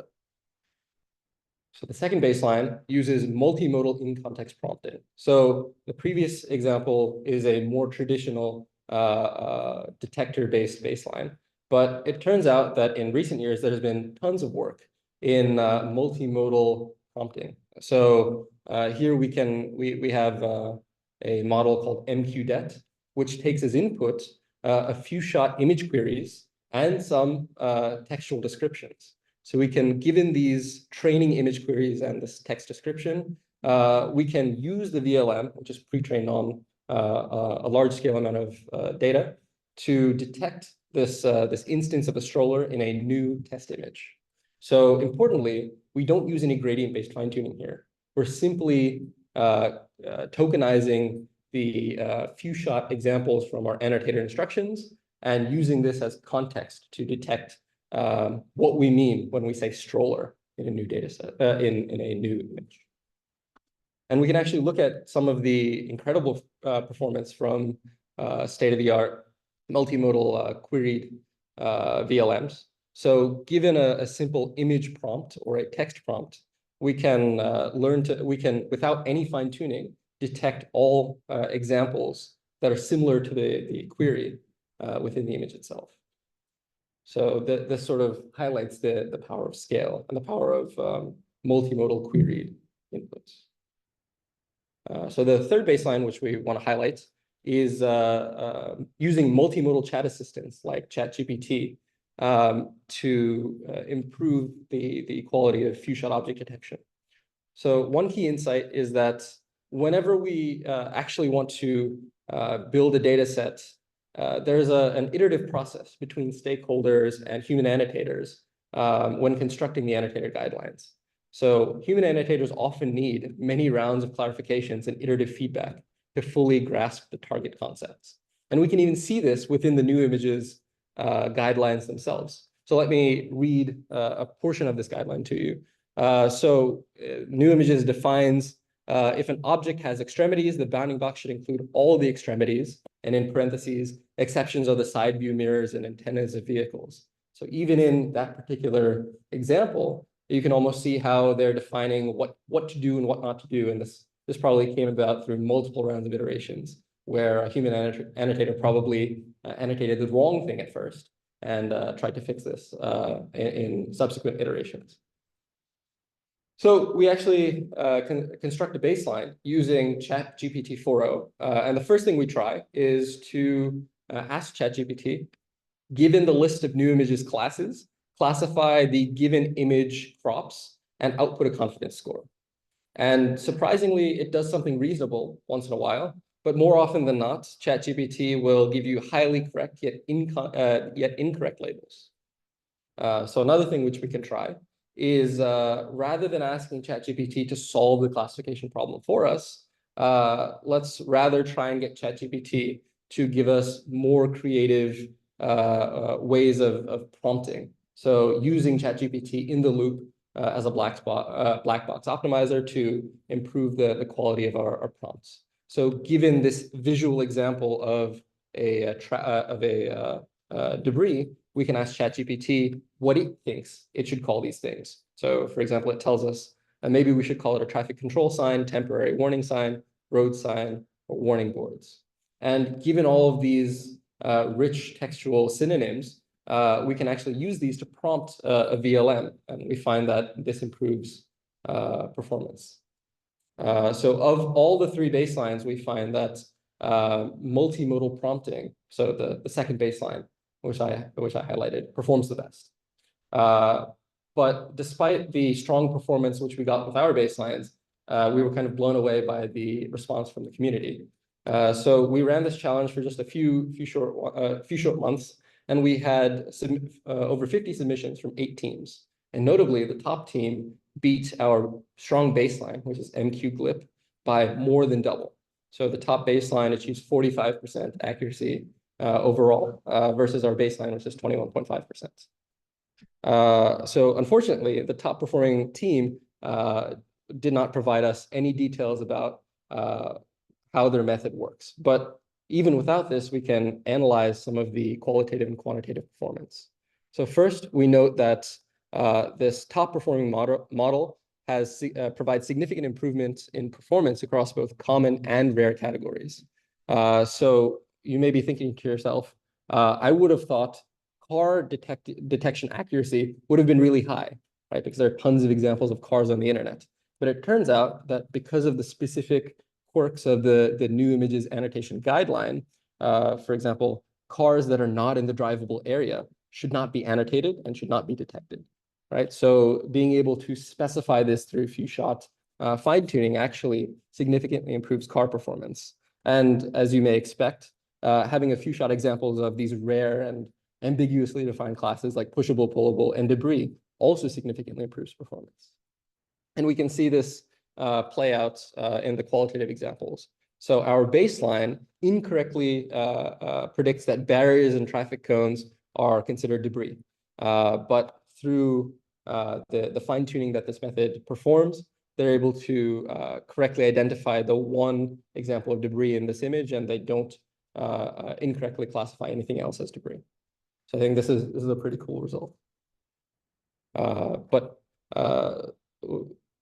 So I'd like to also highlight 2 more methods, and importantly, we do have details about these 2 methods, so we can kind of dive a little bit deeper into the specifics. So the second place team achieves 32.5% accuracy, and the way in which they do this is a little bit unsurprising. So they pre-train on basically every data set known to man, and the large-scale pre-training is one of the key reasons why this method performs significantly better than our strong baseline.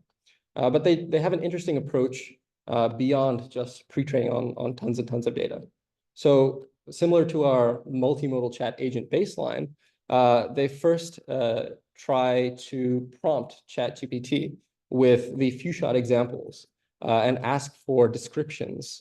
So given this image crop, what are the referential descriptions which might be able to describe this particular instance?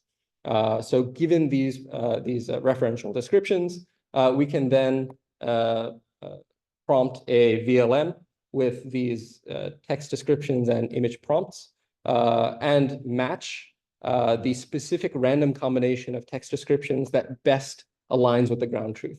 So what this means is this simple heuristic identifies which particular ground truth, which particular random combination of referential descriptions best matches the ground truth descriptions of the within the data set. So once we have these set of referential text descriptions and images, we can pseudo-label the rest of the data set. So importantly, as we showed earlier, the new images few shot data set is federated in nature, and this means that it's not exhaustively annotated.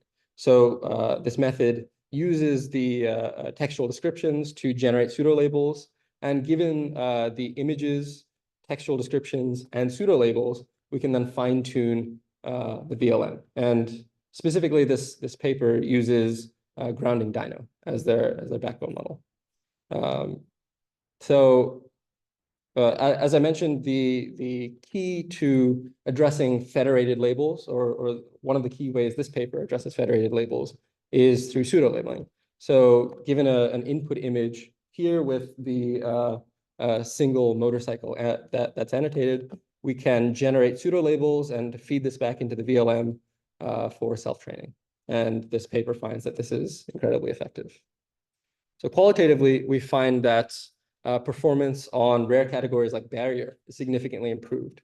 And one of the key insights is that aligning the prompt and importantly, aligning the textual description to what ChatGPT thinks is a better description of this particular image significantly improves performance from 11% to 46%.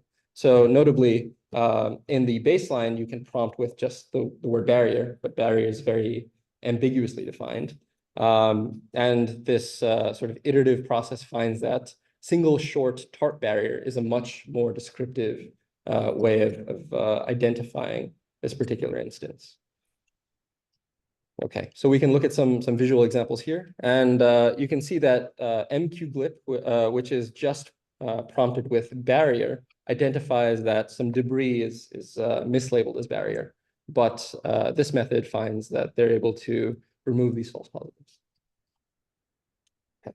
And our third team here, which we want to highlight, does something a little bit differently. So importantly, although they also do pre-train on basically every detection data set, they have a very different fine-tuning strategy. So instead of using just positive pseudo-labels for addressing the federated nature of foundational few-shot data sets, they use both positive and negative pseudo-labels. So again, they use off-the-shelf VLMs like Clip and others to identify examples that are likely to be within the federated few-shot data set. So the examples on the left here are things that we know are potential object categories that are within the data set, because these are the 18 classes which we care about. And we can mine a set of negative pseudo-labels by simply querying large text corpuses of nouns. And using both positive and negative pseudo-labels, we can then fine-tune these object detectors. And importantly, differently from the previous method, this approach uses prompt tuning. So given an input text string called stroller, we can encode the class name with the text encoder, and we can throw away the text encoder. And we can fine-tune the embedding, just the embedding, to better align with the target class or the visual example here. And importantly, this doesn't require that we have interpretable tokens. So if you take this fine-tuned embedding and look for the nearest neighbors, you'll find that sometimes these don't really make sense.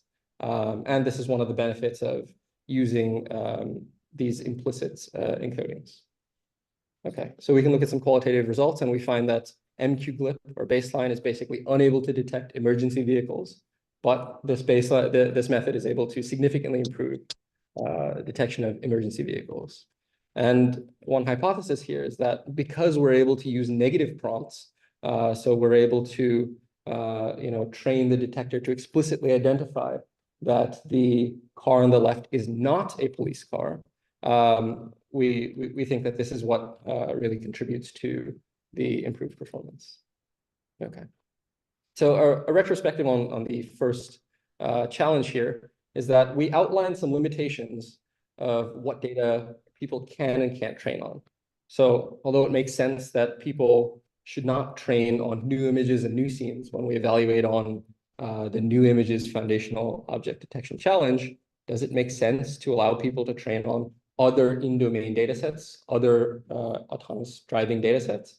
And our answer is yes, because in a foundational world, in the foundational paradigm which we want people to live in, it really doesn't make sense to allow people to train on some data and not others, unless it's absolutely necessary, such that we're not training on the test data set.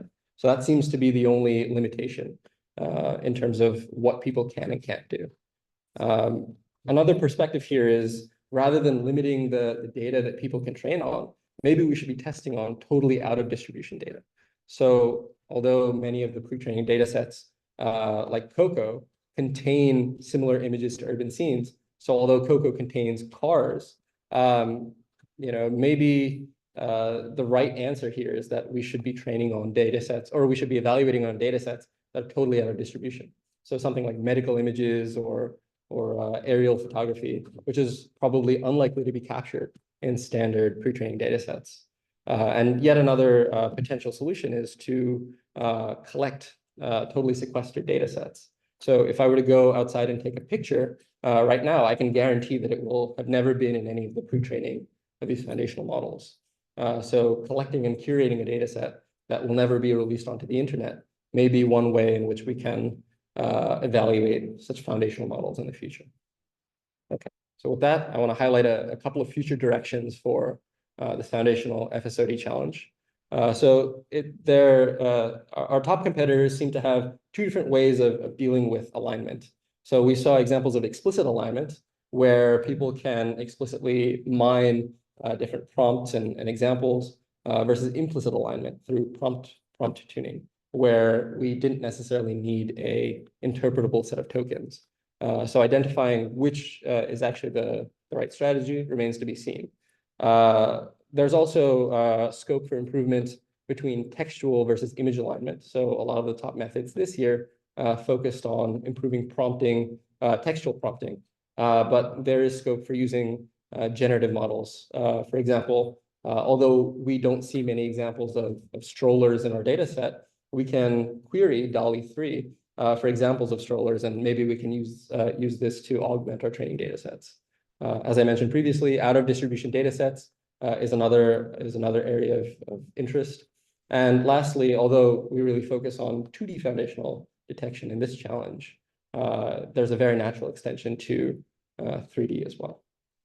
So with that, I'd like to thank the organizers of this challenge, and in particular, I'd like to highlight the efforts of the lead author here, Anish. So shameless plug, Anish is applying for PhD programs. He's an expert in VLMs. So if this stuff is something you're working on, go talk to him. And with that, I'd like to thank the audience, and I'm happy to take any questions. Thank you.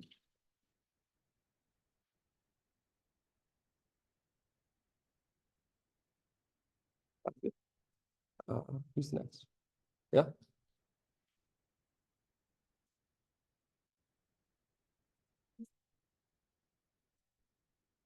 Yeah, so my sense is whenever you try and crop a bounding box and pass it to foundational model for classification, you lose out on a ton of context.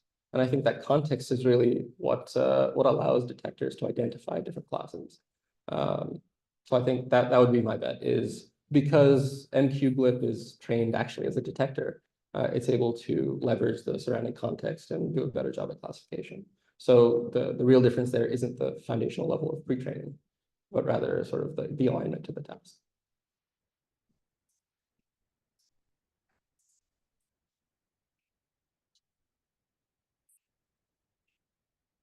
Mm-hmm.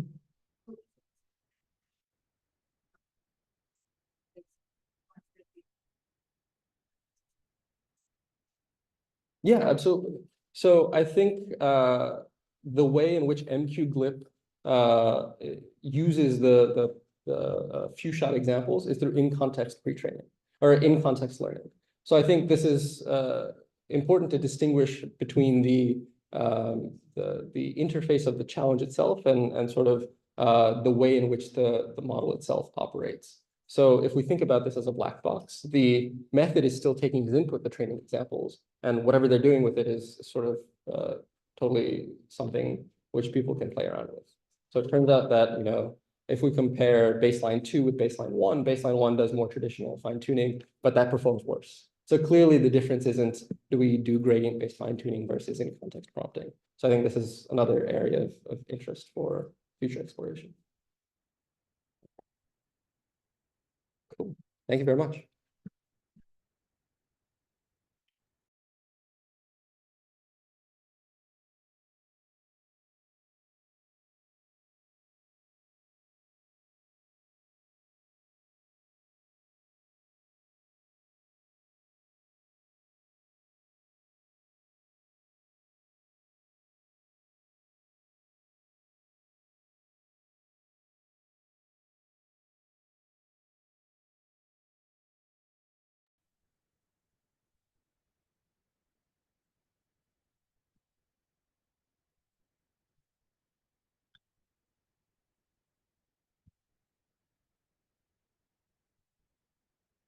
Yeah, can you hear me? Yes, but let's wait.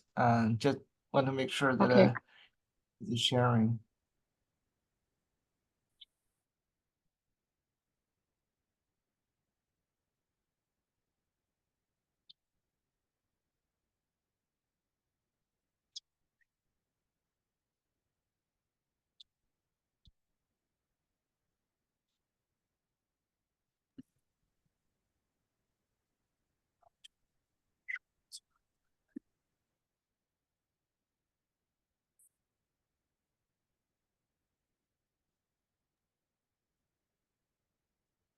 Okay, guys, so this is our next challenge. It's about open vocabulary part segmentation. So Professor Meng, she will present remotely, and also we have another student over here to present in person. So, Professor Meng, would you please check if you can talk to see if we can hear you, please? Yeah, can you see my screen sharing? Yes, we can see you. Yes, we can hear you. Okay. Let's get started. Hello everyone. My name is Meng Wei, and I'm a PhD student from the University of Hong Kong. This is the presentation of our Open Vocabulary Part Segmentation Challenge. I'm your host today. First of all, thanks to all my co-organizers from Shanghai Air Lab, the University of Hong Kong, the University of Sydney, and the University of Macau. Okay. In this presentation, I will first introduce the background and motivations of this OVPass challenge, and then I will walk you through the challenge setup, explain our objectives, and then I will introduce 3 outstanding teams who will share their innovative approaches. Okay, finally, I will give a brief summary and discuss some future works. Okay. Every day we come across a diverse range of visual and textual content. This open world is full of abundant and constantly evolving information, which presents both challenges and also huge opportunities for artificial intelligence. Recently, there have been significant improvements in how we can use this open world data to develop large foundation models with advanced pre-training techniques, such as the contrastive learning, which we have seen in the groundbreaking models like Leap from OpenAI. These foundation models give us the key to unlock the full potential of the open world data, allowing us to explore new frontiers in our AI research. So far with these foundation models, the research field of open vocabulary learning has shown impressive results across a wide range of object-central applications, like object classification, detection, segmentation, language grounding, and so on. But compared to what has been achieved in the object-level open world understanding, the exploration of part-level understanding has not received equal attention. Actually, this detailed level of comprehension is much more practical for real-world applications, such as in autonomous driving and in robotics, like object affordance learning and object manipulation. We identify two primary challenges in adapting these foundation models to fine-grained understanding. Firstly, these foundation models have limited part-level recognition abilities, as they were not explicitly trained on abundant part-level data. And in the analysis of several state-of-the-art vision language foundation models, we can observe their consistent struggles to recognize the object parts or fine-grained object affordances, which we think is resulting from the scarcity of the relevant training data.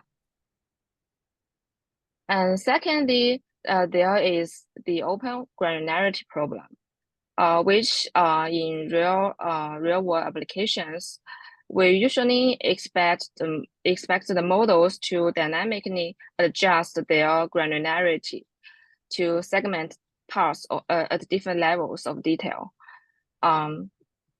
to fit various scenarios. Okay, so we set up this OBPATH challenge. Our first objective is to learn a model to handle the parts of the relevant novel objects without extensive retraining. For example, if we train a model to segment the defined parts of a cat, the model should also has the zero-shot generalization ability to segment the corresponding parts of a dog. So in the first track of our challenge, we focus on the generalized zero-shot path segmentation task. Firstly, we provide the Pascal part 116 dataset. This dataset is improved from the original Pascal VOC 2010 dataset. It has A431 training images and A50 testing images, covering 116 object part classes across 17 object classes.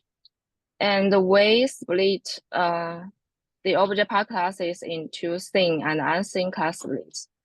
The seen classes includes the parts of 12 objects, and the unseen classes contains the parts of the remaining 5 objects. each unseen object has a corresponding relevant object in the same class split. The models should be trained only on the same classes and will be tested on both the seen and unseen classes. And for evaluation, the metric is calculated with the mean IOU across both the seen and unseen classes. And we choose the harmonic mean IOU as the primary metric. Also, we assume that the oracle object masks are known. Okay, the second objective is we want to explore the model's ability to generalize across different part granularities, which means the trained models can also handle customized user prompts, which may require paths defined in different level of details. So in our second track, we focus on the cross dataset path segmentation task. We also provide AD20K 234 dataset, which has 73447 training images and 1016 testing images, covering 234 object part classes across 44 object classes. But although our provided baseline is trained on this dataset, we also allow usage of other datasets, excluding the in-domain test set from Pascal part 116.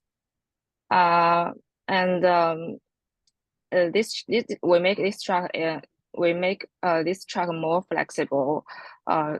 If the participants want to use pre-trained foundation models, which already can segment the parts of objects, this is also permitted. But the foundation models should not be trained on the Pascal part 116. Our baseline we fine tune some ways of the CVPR paper in CalipSec, and the evaluation measure of this track is the main IOU across all object classes. Also, we assume oracle object masks. And this is the challenge results.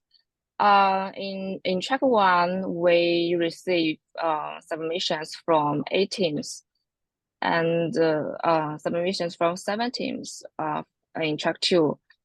Some teams submit results to both tracks, and we are delighted to invite the teams which submit the top 2 results in track 1 and track 2 for sharing their solutions. The first team is from Xidian University, China. They won the first place in track 1 and the third place in track 2. The second team is from KAST, South Korea. They won the second place in both track 1 and the track 2. And the final team is from the University of Hong Kong. They won the first place in track 2. Congratulations for the winning teams and thanks for their outstanding efforts. Okay, for the next part, let's move to the team presentations. I think I will stop my sharing now. Okay. Hi, Shijian, can you share your screen? I will show the recording of our master. Can you hear? Yes. Okay. Good afternoon, everyone. I'm honored to have the opportunity to share with you the methods I used in the Open Vocabulary Part Segmentation Challenge. Sorry. Hi, Shijian. Hi. Hi, Shijian. I cannot see your screen. Okay, thank you.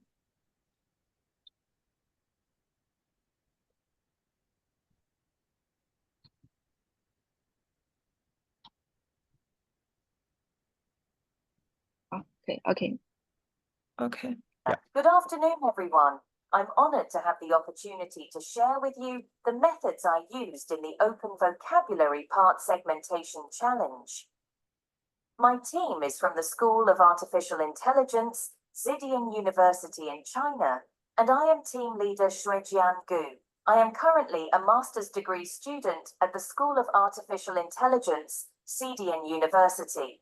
My research interests include machine learning, deep learning, and multimodal learning. Team members include Xinliang Wang and Kexin Zhang. We were supervised by Professors Fang Liu and Lingling Li. The two datasets used during the competition are first described as Pascal Part 116 and ADE20K Part 234. Pascal Part dataset is an extension of the Pascal VOC 2010 dataset, further annotating objects' part masks. Pascal Part 116 is a more practical version of Pascal Part, where some over-segmentation parts are merged. Pascal Part 116 includes a total of 116 object part classes across 20 object classes. ADE20K dataset provides open-ended annotations of 847 objects and 1,000 plus parts, following the WordNet hierarchy. ADE20K Part 234 only keeps the objects which have more than one frequently annotated part, over 100 occurrences, and the parts which have more than 10 occurrences. To reduce noise in the annotations, duplicated parts have been manually merged.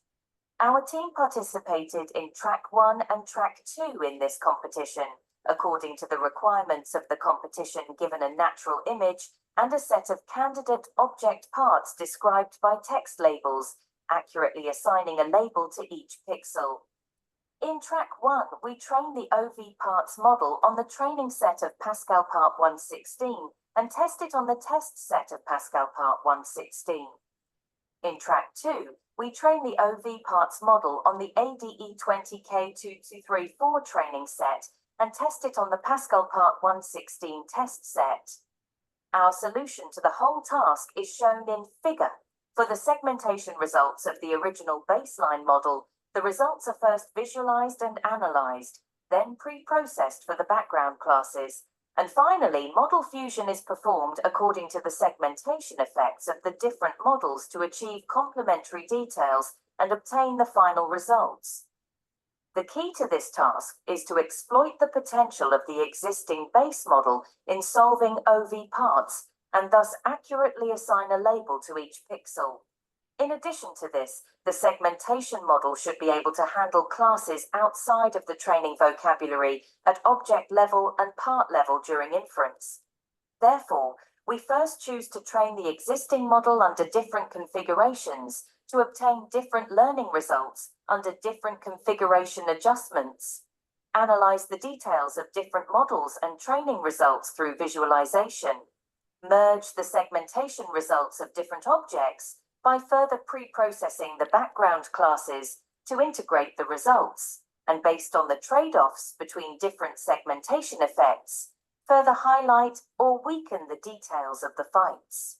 Segmentation effects and their final effect merging, realizing the purpose of complementing the advantages and disadvantages between different models, and finally obtaining excellent segmentation results. Based on the method in the existing baseline model OV parts for inferential segmentation of the race test set, according to the segmentation results, show that the zero-shot setting in the ClipSeg model has the best segmentation results. So we fine-tuned the model and trained it on the NVIDIA GeForce RTX 4090. And by using different training configurations, we obtained segmentation results of two different result areas. The results were tested. Only 33.95 and 34.38 scores did not reach the original segmentation scores in 8 GPUs, analyzed maybe due to the existence of the number of graphics cards and batch size and LR differences. However, the results were further visualized subsequently, and the segmentation was better on some of the images, so it was also put into use subsequently. According to the existing segmentation results of different models and different training parameters of the same model, we visualize the different categories separately and find that the background category exists in the same image according to different objects divided into multiple background category annotations. So we firstly post-process the segmentation visualization results and merge the background category annotations of the same image as shown in this figure. According to the existing post-processing segmentation results of different models and the same model with different training parameters, we visualize the results for different categories separately, and the obtained visualization results are shown in figure. And immediately after that, we analyze the segmentation advantages and disadvantages of the different models, although the segmentation category coverage of ZSSEGA Plus is the highest. But due to having a low detail correct rate, it will be in part of the categories with the ClipSeg has moderate segmentation category coverage and high recognition accuracy during category segmentation. So we use the category segmentation results of this model as the final category segmentation results. For the existing categories, the CatSeg model segmentation has a high degree of boundary clarity and target integrity, as well as a certain degree of recognition. Therefore, we weigh the existing segmentation results for different needs, set 4 different weights, fuse the results, and finally add the fused results for different needs to get the final results.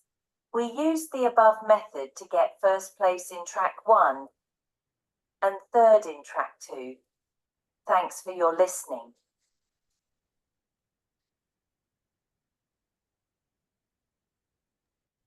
Oh, okay. I think, Jihu, can you share your screen?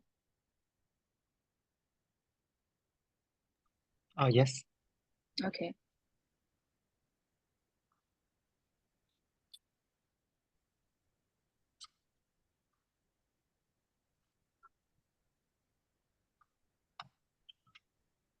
Can you see my screen? Yes, yes. Yes. Okay. Good afternoon, everyone. I'm Gio Choi from KAIST. This work was done with another first contributor, Sonu Lee, and our teammates. First of all, thank you all organizers for this challenge, and thank you for inviting us to this presentation. We appreciate this opportunity to share our work. In this talk, I'm going to briefly introduce our team solution for this challenge.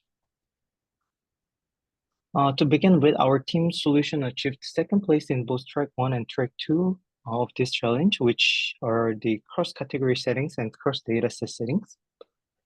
Open vocabulary part segmentation is a challenging task since parts are often smaller and more diverse, which requires a broader spectrum of information and accurate identification.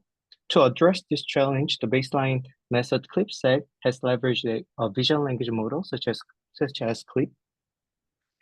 Despite the progress, current state-of-the-art OVPS method struggle with generalization of object and often fail to predict less common or smaller parts.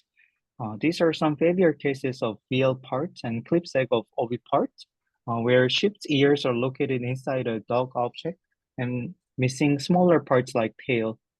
Our approach aims to overcome this issue by utilizing object-level context with generalized parts.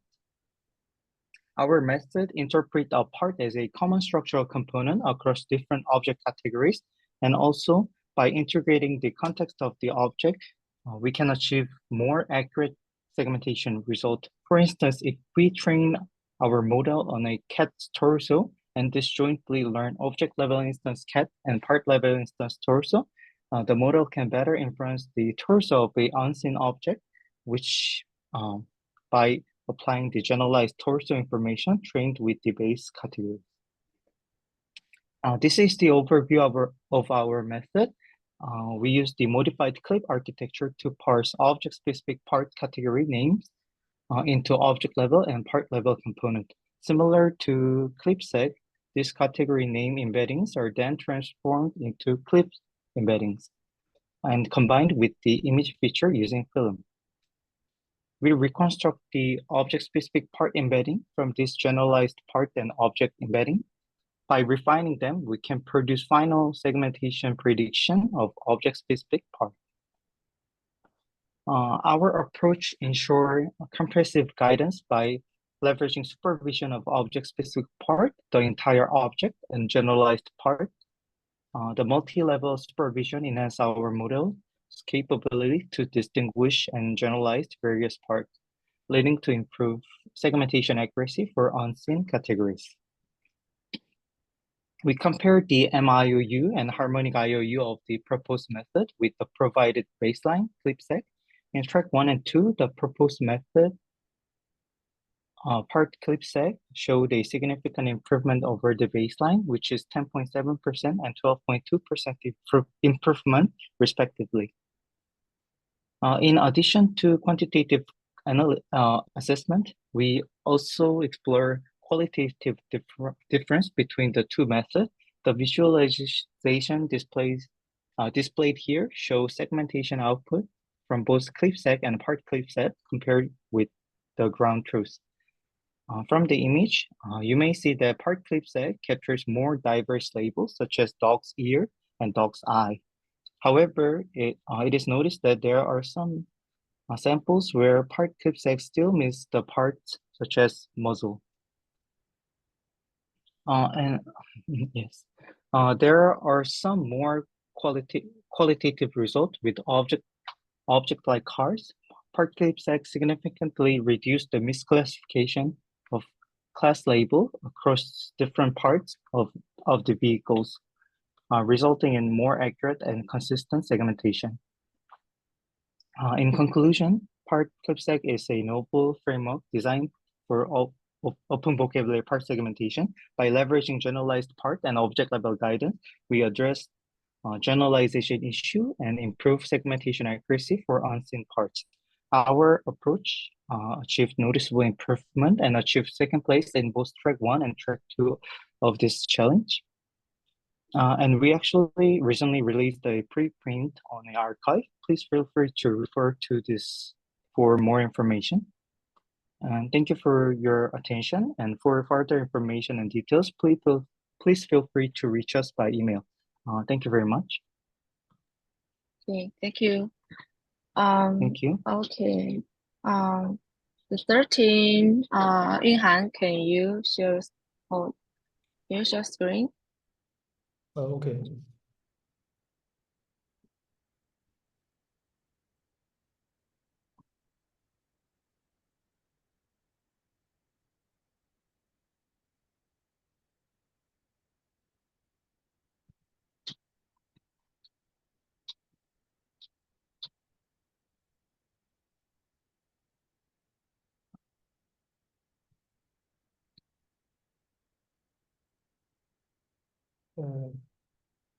Yes, I can see the sharing. Okay. No, maybe try another one because they cannot see the full screen. So blow it up first. Make it yes. On screen.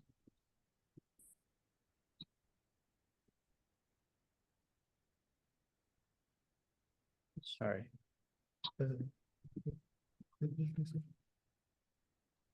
No, share screen.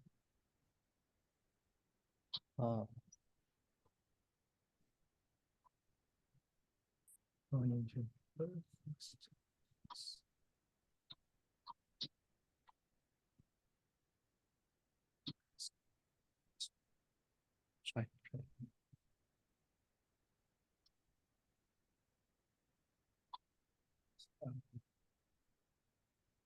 It's not correct. It's not loading correctly, so do not show the Microsoft. Try to share screen.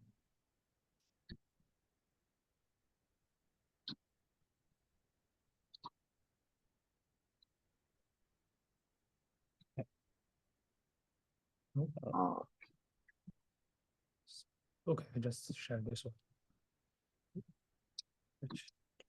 This.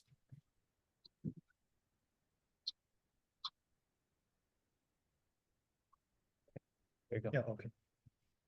It is an honor to give a presentation here. I'm Yun Han from the University of Hong Kong. I will first introduce our method for OV parts challenge and then talk about our further extension to 3D space for 3D part segmentation.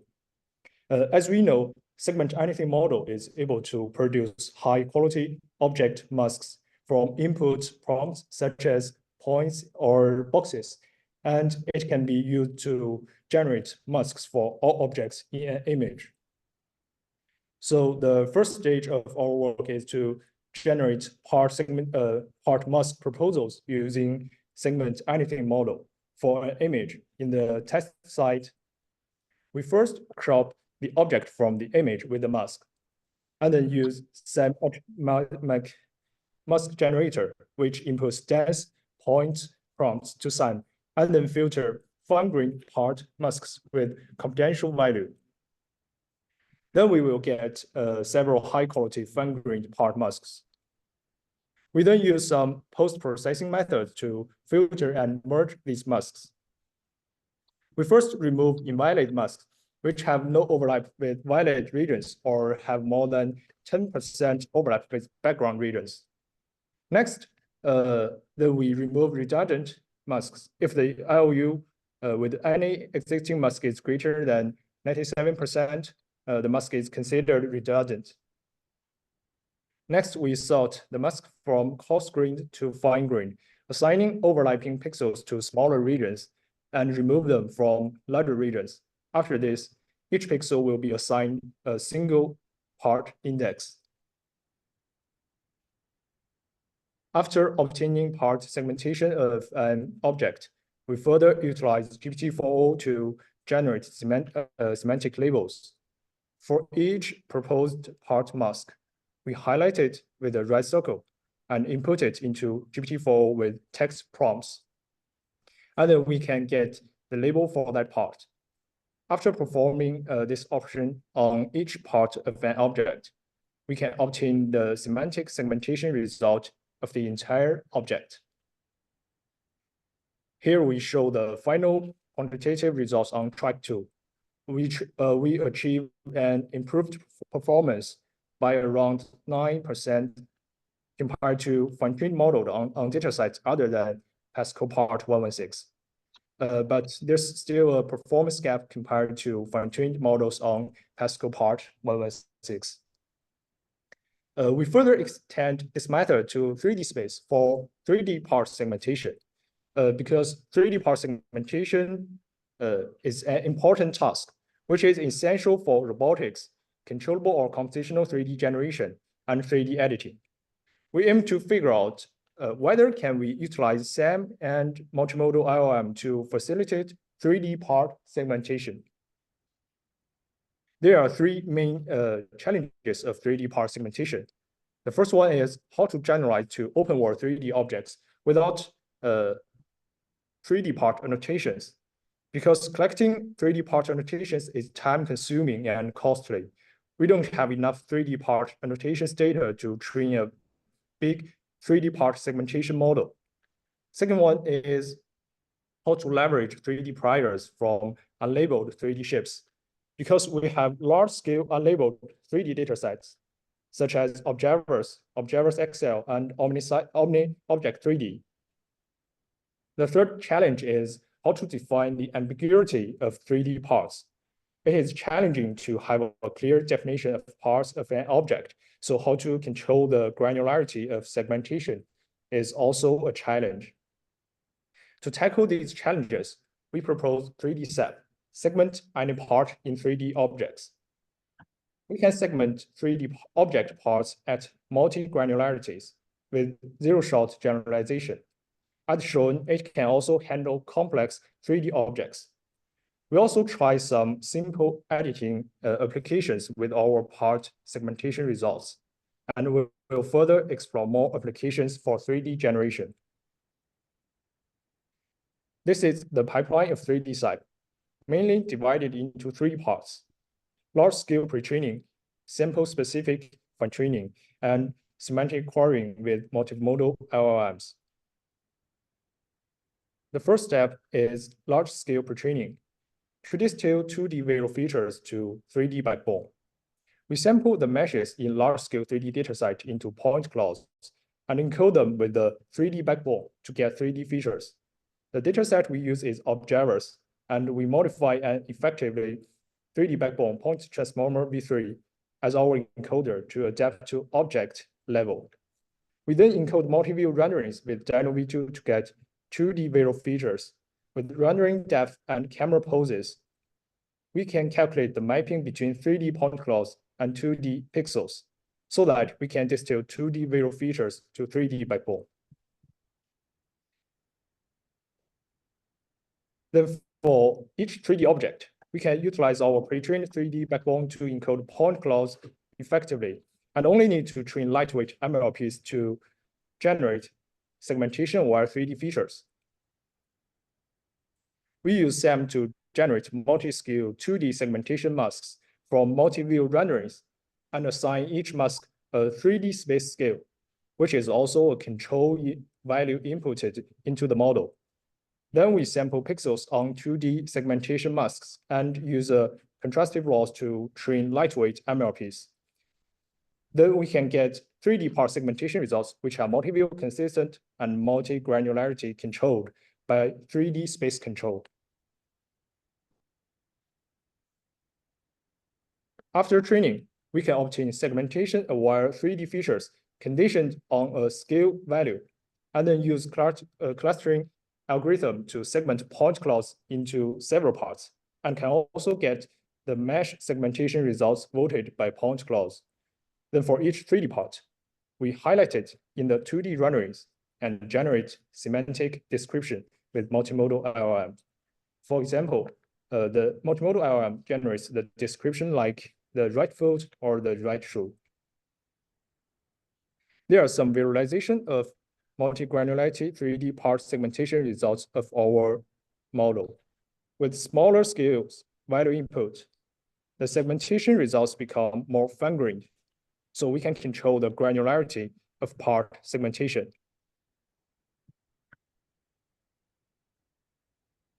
There are more results to demonstrate the performance of our model on different 3D representations, including point clouds and meshes. There are some editing applications, including part material editing. We can change the material of car windows, and part shape editing and animation. We can segment the chimney and modify its position or let the fine rotate. And click-based hierarchical segmentation. By clicking on the object, we can obtain the hierarchical segmentation result controlled by the scale.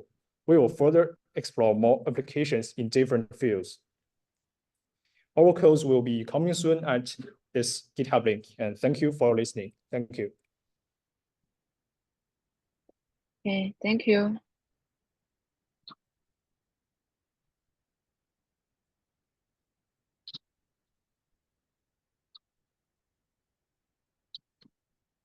Okay, thanks for the insights and innovations from our participant teams.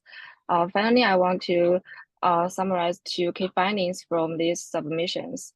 Firstly, as objects provide important context for parts and have much more annotated data than parts. I think it's important to use the learned representations from pre-trained object segmentation models and to effectively adapt the object models for part segmentation. Appropriate fine-tuning techniques are also very important. And the second thing is, we can say that even using the most advanced foundation models like segment anything model and GPT-4, there's still a significant performance gap compared to the supervised models. I think it's mainly because that although the vision foundation models like them can provide very accurate and fine-grained masks, but achieving part segmentation with controlled granularity by incorporating language context is still an unsolved problem. So for future work, I think bridging this gap will need more research and development. But I still think it is a very promising direction to further explore and optimize the integration of vision foundation models with multimodal large language models to achieve more robust and context-aware path segmentation and to enhance controlled granularity. I wish to make OVPARs more adaptable to various applications and extensions, such as 3D. Okay, thank you. I think that's all. Okay, thank you for joining today's presentation for our OVPAR challenge. Okay. Thank you, Mon, and thanks all the team for sharing the results. Okay. All right, let's move on to the third challenge.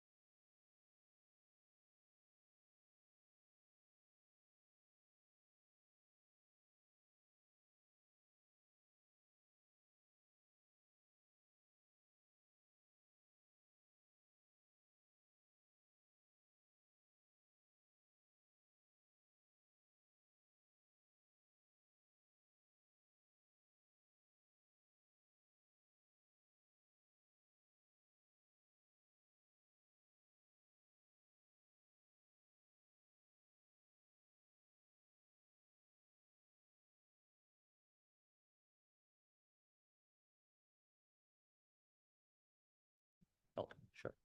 Okay. Object detection is a cornerstone for various real-world applications and has been extensively explored for years. It gradually goes from a closed set, fully supervised setting to a more applicable and challenging open world scenarios. And with continuous development, the object detection dataset undergo iterations. Examples including Pascal, Coco, OpenImages, Elvis, and more, each designed to meet the ever-updating requirements. However, compared to image classification, object detection datasets have a much smaller number of classes. For example, Elvis has around 1,000 classes. In contrast, the classification dataset with largest vocabulary, the Bamboo dataset, has a vocabulary that is 100 times larger. So the dataset with limited classes are insufficient for training and evaluating detectors in the open world. So accordingly, we propose V3Dat, a vast vocabulary visual detection dataset with 3 appealing properties. The first one is vast vocabulary. It contains over 30,000 categories on real-world images. And the second is hierarchical category organization. The vast vocabulary of V3Dat is organized by a category tree. And the third one is rich annotations. It is composed of precisely annotated boxes and category descriptions. This table presents a detailed comparison of various datasets. Notably, our dataset has much more categories, extending others by more than 1 order of magnitude. V3Dat has a suitable amount of images and boxes, sufficient to ensure the reliability of experiments without huge training cost. Furthermore, the classes of V3Dat are organized by a well-designed category tree, and this tree offers insights for recognizing numerous classes and exploring category relationships. We also offer detailed information for each class, including class name, object-centric example image, and descriptions crafted by GPT-4 and GPT-4 Vision. This vision language knowledge is crucial for open world perception.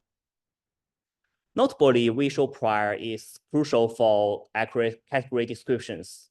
For example, without the example image, the GPT-4 describes spring as a season, while with the example image, GPT-4 Vision can correctly describe it as a mechanical device. Finally, we split the images into 3 sets for training, validating, and testing. And the test site annotations are held out for our V3Dat challenge.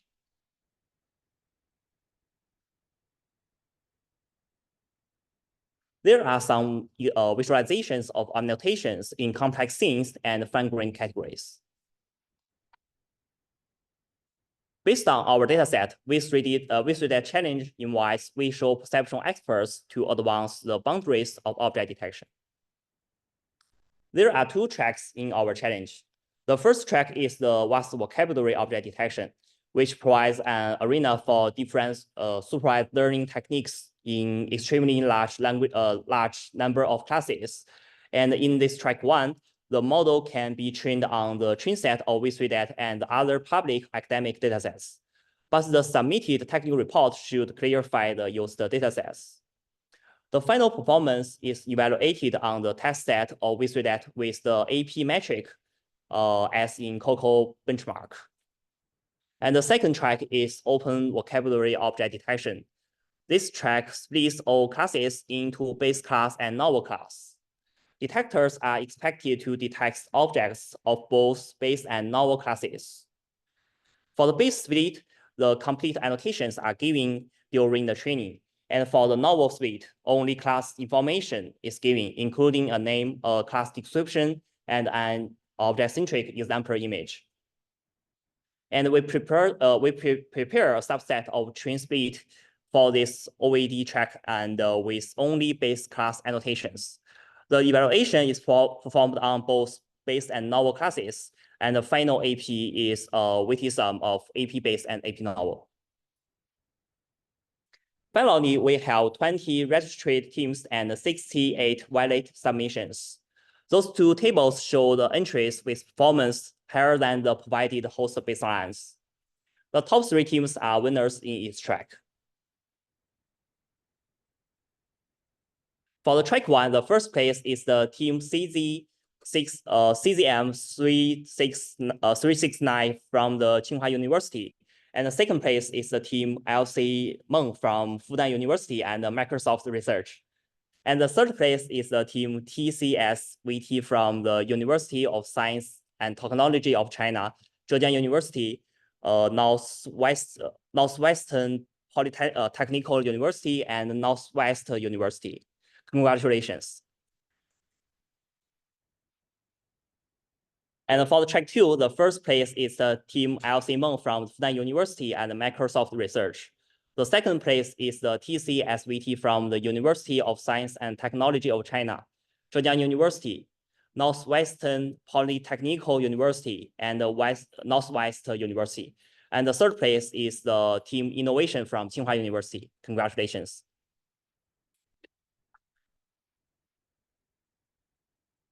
We invite the winners to introduce their solutions. The first one is the team Al Simon from Funan University and Microsoft Research. They win the first place in track 2 and the second place in track 1. Welcome.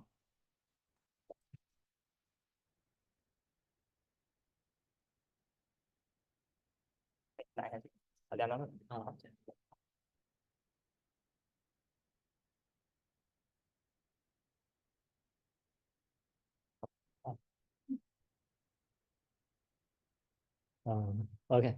Thanks, Jesse. I'm Ling Chenglong. I'm excited to share our solution, real-time dyno focal net for V3DAT. This work is collaborated with Yao Wenhao, Yao, Sihong Wu, Jianwei Yang, Zhineng Chen, Zushen Wu, and Yugang Jiang. Our solution built upon our previous work, reset, and achieved first place in the OVD track and the second place in the supervised track. Here is the outline. It includes a dataset overview of our solution and the experiment results. And the main challenge lies in object classification for vast vocabulary and proposal regression for high resolution images. To address this challenge, we proposed our method, rich-time dyno and FocalNet. We developed a strong baseline and extended to open vocabulary detection by aligning the prototype embeddings for classification. The first feature of V3DAT is its vast vocabulary. Specifically, it has more than 10,000 categories with which is more than 100 times category in COCO and 10 times category in LWIS. Due to this vast vocabulary, we found many previous training techniques used in LWIS, such as RFS and the federated laws, do not fit well for V3DAT. As shown in this table, we conduct an application study on the threshold of RFS, but it results only a minor improvement of even performance drops. We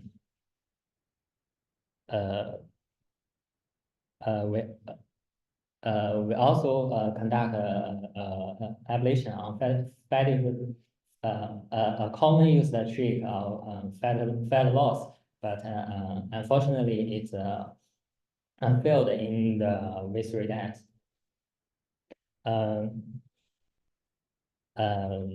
Another challenge is the box regression of high resolution inputs.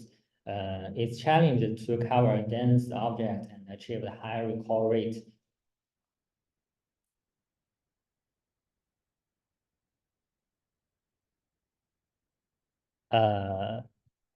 Okay. Based on this challenge, we developed our framework, namely rich-time dyno focal net. Given a classic detector pipeline, we utilized dyno and focal net in our framework, and we apply object 365 pre-training for improved performance. Additionally, we proposed a simple but effective prototype alignment method to convert closed set classification into open set classification. Here we previous experiments on model evolution of LWIS dataset. Using dyno as a strong detector, the backbone plays an important role in the final performance. When we switch from ResNet to Swin Tiny under a comparable flops and increase the model size of Swin, the performance consistently improved. At the large model size, we replace the Swin large with the focal net large, resulting further performance improvement. Finally, after scaling up the focal net size to the huge and introduced object 3 365 pre-training, the model achieved the best performance on LOS. Therefore, we directly applied the focal night huge as backbone and the object 365 pre-trained rich time dino as our detector.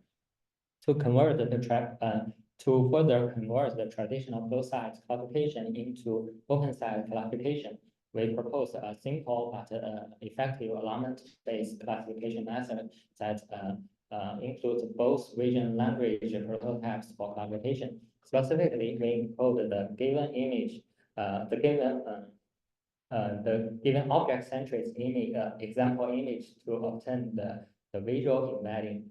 We further increase the number of images by introducing the image from the training set and whole image from the image set. We encode the GP4V description as the language prototypes and maintain a closed site classifier for supervised setting. Finally, we align the object features with this prototype embedding to obtain classification logics. Here is the detail.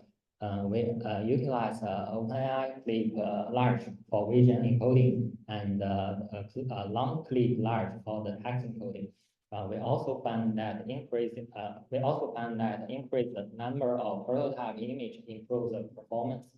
In our final summation, we utilize approximately 100 images per category using only the provided example image and the ImageNet image for the novel categories.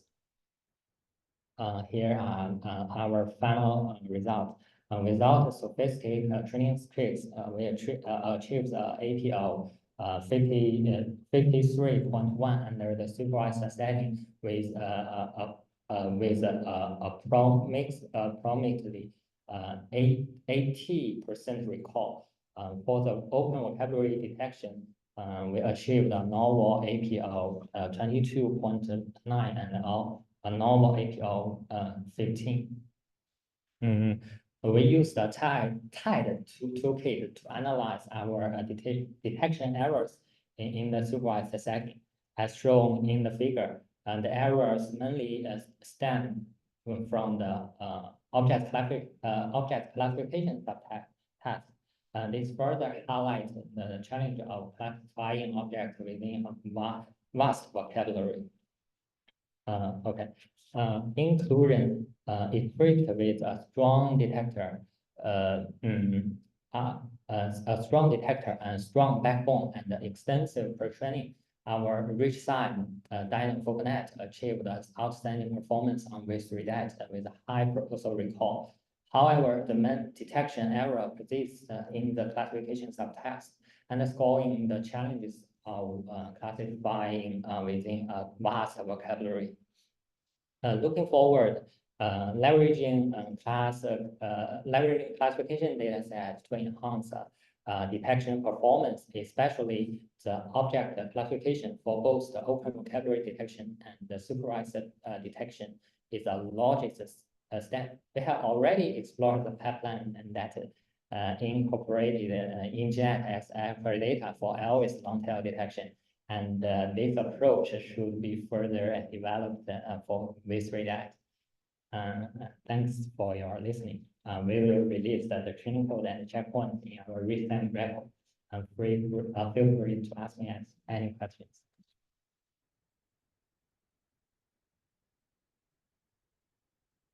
Any questions? Okay. Thank you. Okay, sure. The team CZM369 recorded a video to explain their solution. They win the first place in the track 1. Hello everyone, my name is Zeming Chen. I graduate with a master degree of computer technology from Tsinghua University, and my advisor is Associate Professor Zhi Wang. Our first place solution is called mixed pseudo labels based on CodeETR. As we all know, V3DAT significantly increased the number of categories before then than previous data sets. But generally, more categories requires more samples per category to ensure performance. But we can see the average number of images and annotations per category in VSAN data is too slow. So it's increased the difficulty to train a detector on VSAN data. COCO is a famous benchmark on detection. In fact, methods achieving over 60 MAP on COCO usually use object 365 pretrained, but this shows limited benefits on the V3 dataset. One key difference is that the former fine-tuned from 6065 to 18 classes, while the latter is from 365 to 13,029 classes. Analysis of dataset and exciting methods reveals V3 data lacks sufficient samples per category, and fine-tuning with object 365 does not align well with V3 data detailed category space. So surprisingly, semi-surprise learning could solve this problem. We use V3 data as a labeled dataset and object 365 as an unlabeled dataset for semi-surprise training on the pre-trained object 365 model.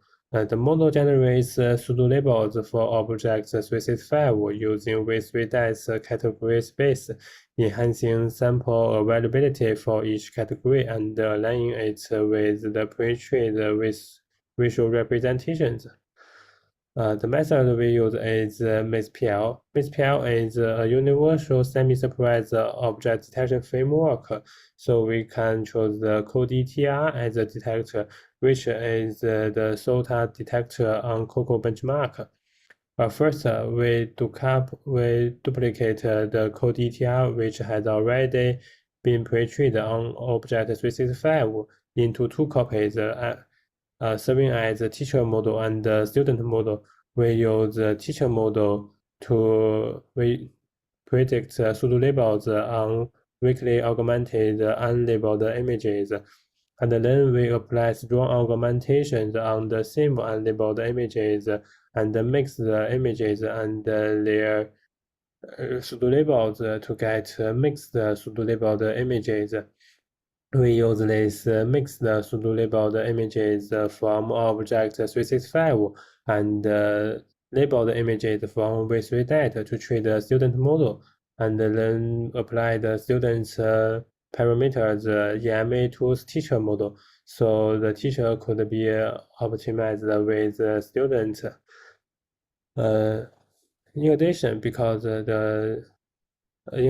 the CoDTR with the 3 large backbone and 5-scale LPN is too huge, and semi-surprise learning also required to calculate labeled and unlabeled loss within a batch. So we use gradient accumulation. We calculate loss in 3 iterations for labeled images and mix-up images and mosaic images. And we just EMA frequency to keep consistency with the students' gradient update. Let me explain why the mixed pair work. Besides the relationship between pseudo labels and samples, we can identify TP, LP, TN, and FN, true positive and false negative. Using a fixed high threshold, most IP sample can be filtered out. Look at the picture. The x-axis represents gradient norm, and the y-axis represents the number of samples. We can see the blue is above yellow, which means mix-up could provide a more high gradient norm or TP samples, which is benefit to model. As for the FN sample, we can see the yellow is above blue, which means the mix-up could reduce the number of high gradient norm or FN samples, which means reduce the negative effect of missing detection. And in addition, Massacre provides more pseudo box for small objects, increasing the number of TP samples for small objects, while also reducing the size of missed detection because the image is small, so the missed objects is also small, thereby decreasing the number of FN samples. In visualization, we can see there is a zebra. The green box means it's detected correctly. It represents TB sample. We can see stronger augmentation results in a higher gradient response, and mix-up could increase the response further. Meanwhile, we can see the picture C, there is a dog behind the reading. The red box means missing detection. So we can see the stronger augmentation could reduce the FN samples gradient response, and the mix-up could reduce the response further. It seems that totally disappeared. In conclusion, we employed the semi-surprise object detection framework, VPLOW, and the SOTA detector code ETR to leverage the complementary of V3DAT and the object 365. And this approach utilizes both the detailed categorized space of V3DAT and the large-scale annotated previews of object 365 for joint model training and get a great score of 54.5 MAP. But since we did not utilize the class tree of V3DAT and not address the long tails issue, so there is substantial room for performance improvement and research potential on this task. We hope our approach could inspire you. Thank you for listening. Hello, everyone. Okay, and the team TC SVT also recorded a video to explain their solution, and they win the third place in the track 1 and the second place in the track 2. There's their video. Hello, everyone. I'm very pleased to share our achievement in the challenge of vast vocabulary virtual detection. At this CVPR workshop, our team achieved third place in the supervised track 1 and the second place in the OVD track 2. I'm Bo Songchai, and it is my honor to represent our team to present and share our work. In the following presentation, I will cover 4 main aspects. First, I will provide basic information, briefly introducing our team and background. Secondly, I will explain the significance of this competition and its importance in the field of virtual detection. Finally, I will provide a detailed introduction and analyze our method and experimental results in track 1 and track 2. First, let me introduce our team members. I'm Bo Songchai, currently a PhD student at the College of Computer Science, Zhejiang University, affiliated with the State Key Lab of Brain-Machine Intelligence. My research focused on brain-inspired computing and computer vision. Pei Wu is currently studying at the Department of Electronic Engineering and Information Science, University of Science and Technology of China. Our team also includes several excellent PhD students, Longquan Yan, Zeyu Wang, Qifan Zhou, and Boning Wang. In this competition, Professor Xuanye provides us with meticulous guidance. His extensive experience is crucial to our success. He is an associate professor at the School of Software, Northwestern Polytechnical University, with research interests in computer vision and remote sensing. With the continuous development of the field of computer vision, object detection as a crucial component has made significant progress.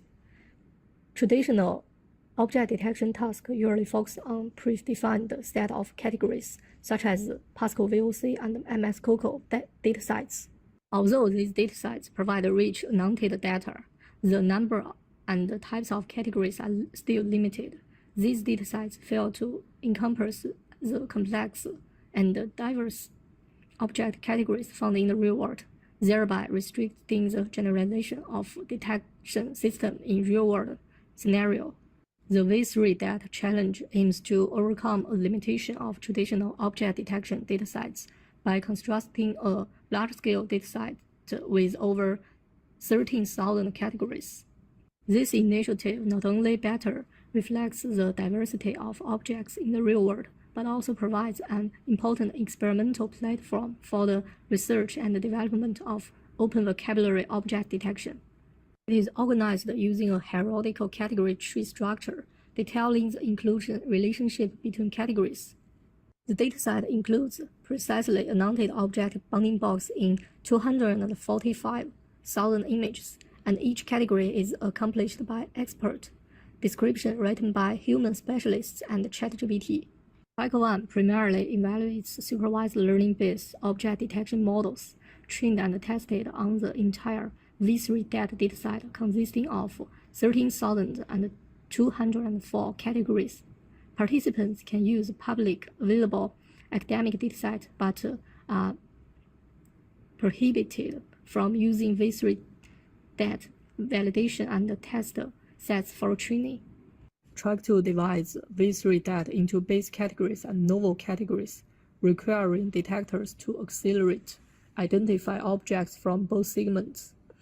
Base category comes from complete annotation information, while novel categories provide only category name, description, and example image of objects.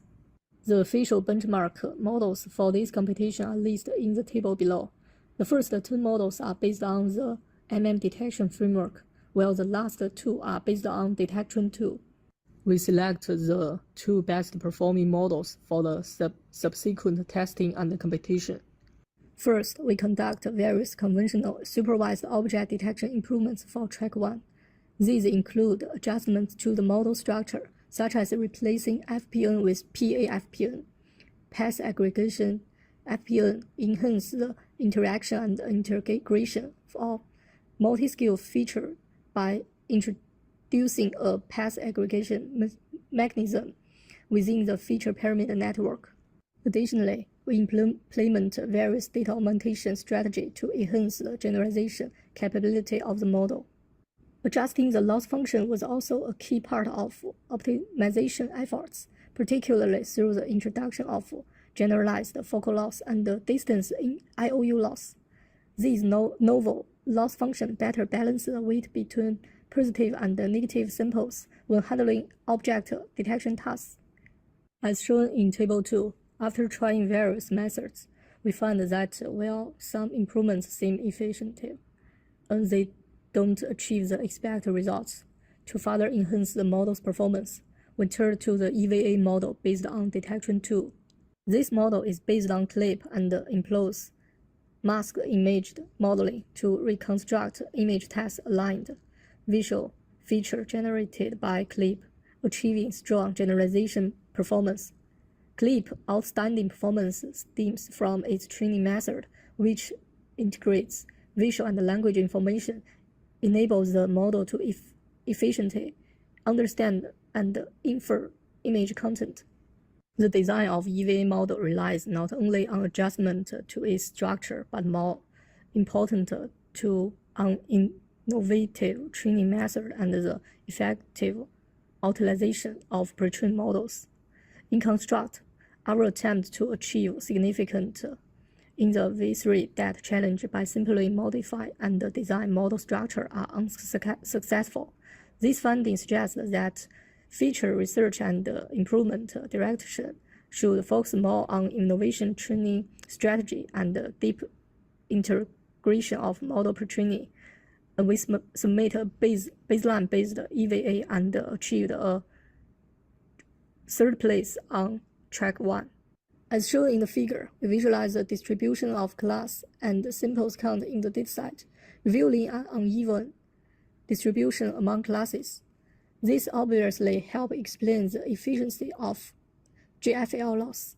Following the requirements of track 2 from the competition organizers, we trained our improved KIST RCN on OVD-based class data. We approach the Track 2 as a supervised object detection task without extensive experiments, achieving a second place result. For further tasks, we plan to employ the large language model to enhance the model's ability to learn textual features in a multimodal context. Our success can be attributed to the rich variety of classes and hierarchical annotations in the origin V3 datasets, which provide diverse semantic information. Coupled with excellent detectors and datasets, our model demonstrates considerable generalization capability. Implement our model using PyTorch 2.1.0 and conduct our experiments on a system with 4 H100 GPUs, using a batch size of 48. We use Adam W with a learning rate of 0.001. We sincerely thank the CCNT laboratory at Zhejiang University for their strong support in this competition. We appreciate all teammates for their hard work and contribution. Special thanks to Professor Xuan Nie for his careful guidance and support throughout the competition. The following archive link provides a detailed presentation for our experimental details. We hope our experience and findings can provide some insights for you. Thank you all for listening. Hello, everyone. In summary, first, the open vocabulary object detection is still far from being solved. There, we can see here, there is a significant gap between the supervised performance and the open vocabulary object detection. And the winner of V3 track 1 achieved an average precision of 15.4, while the performance in the track 2 for novel classes was only 16. And the second is leveraging both visual and language priors is a promising approach for open vocabulary object detection. I believe that leveraging the generalized ability of multimodal large language model will further advance this field. And I will thank all organizers in the V3 challenge visual perception when learning in an open world workshop, and our sponsors, Shanghai AI Laboratory, the Chinese University of Hong Kong, and Shanghai Jiaotong University. And the technical report of winning entries is now available on archive. You can also scan the QR code of V3 homepage for more information about the challenge and the dataset. Thank you for your attention.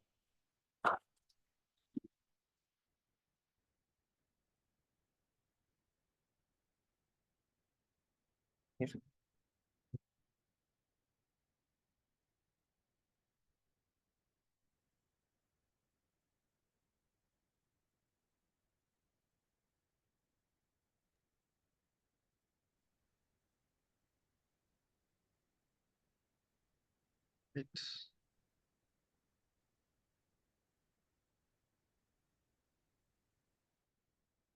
No.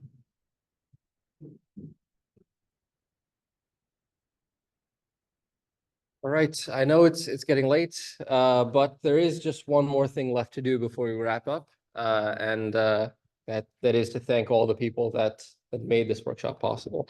So you know, in just one day, we've heard from 6 of the leaders in the field of open world vision, and we've heard from some of the 4 challenges and the competitors, and some of the innovative solutions they have to a variety of problems within open world perception. I'd first like to thank all of the speakers that spent time to help lead the discussion on open world perception. The goals of this workshop were pretty simple. There were 4 things we wanted to accomplish. We wanted to connect people, identify new opportunities, exchange ideas, and understand existing challenges. And by all metrics, I think we solved all of these 4 goals. There are many organizers involved in making this happen, but I'd specifically like to highlight Shu Kong, who unfortunately could not be here.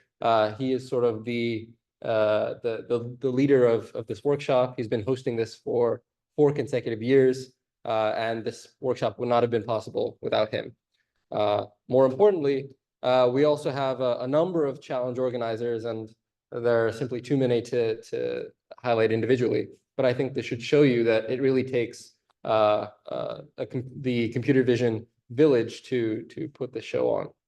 And lastly, I'd like to highlight our 3 on-site coordinators who throughout the day, their tireless work is what really made this workshop what it is. So with that, I'd like to conclude by letting everyone know that a recording of this workshop will be available on YouTube. And we have a link to the workshop website where you can take a look at today's program and revisit the recording. So we'll have a link to the recording there. And with that, I'd like to conclude by thanking everyone for attending today's workshop. And I hope to see everyone again at CVPR 2025 in Nashville.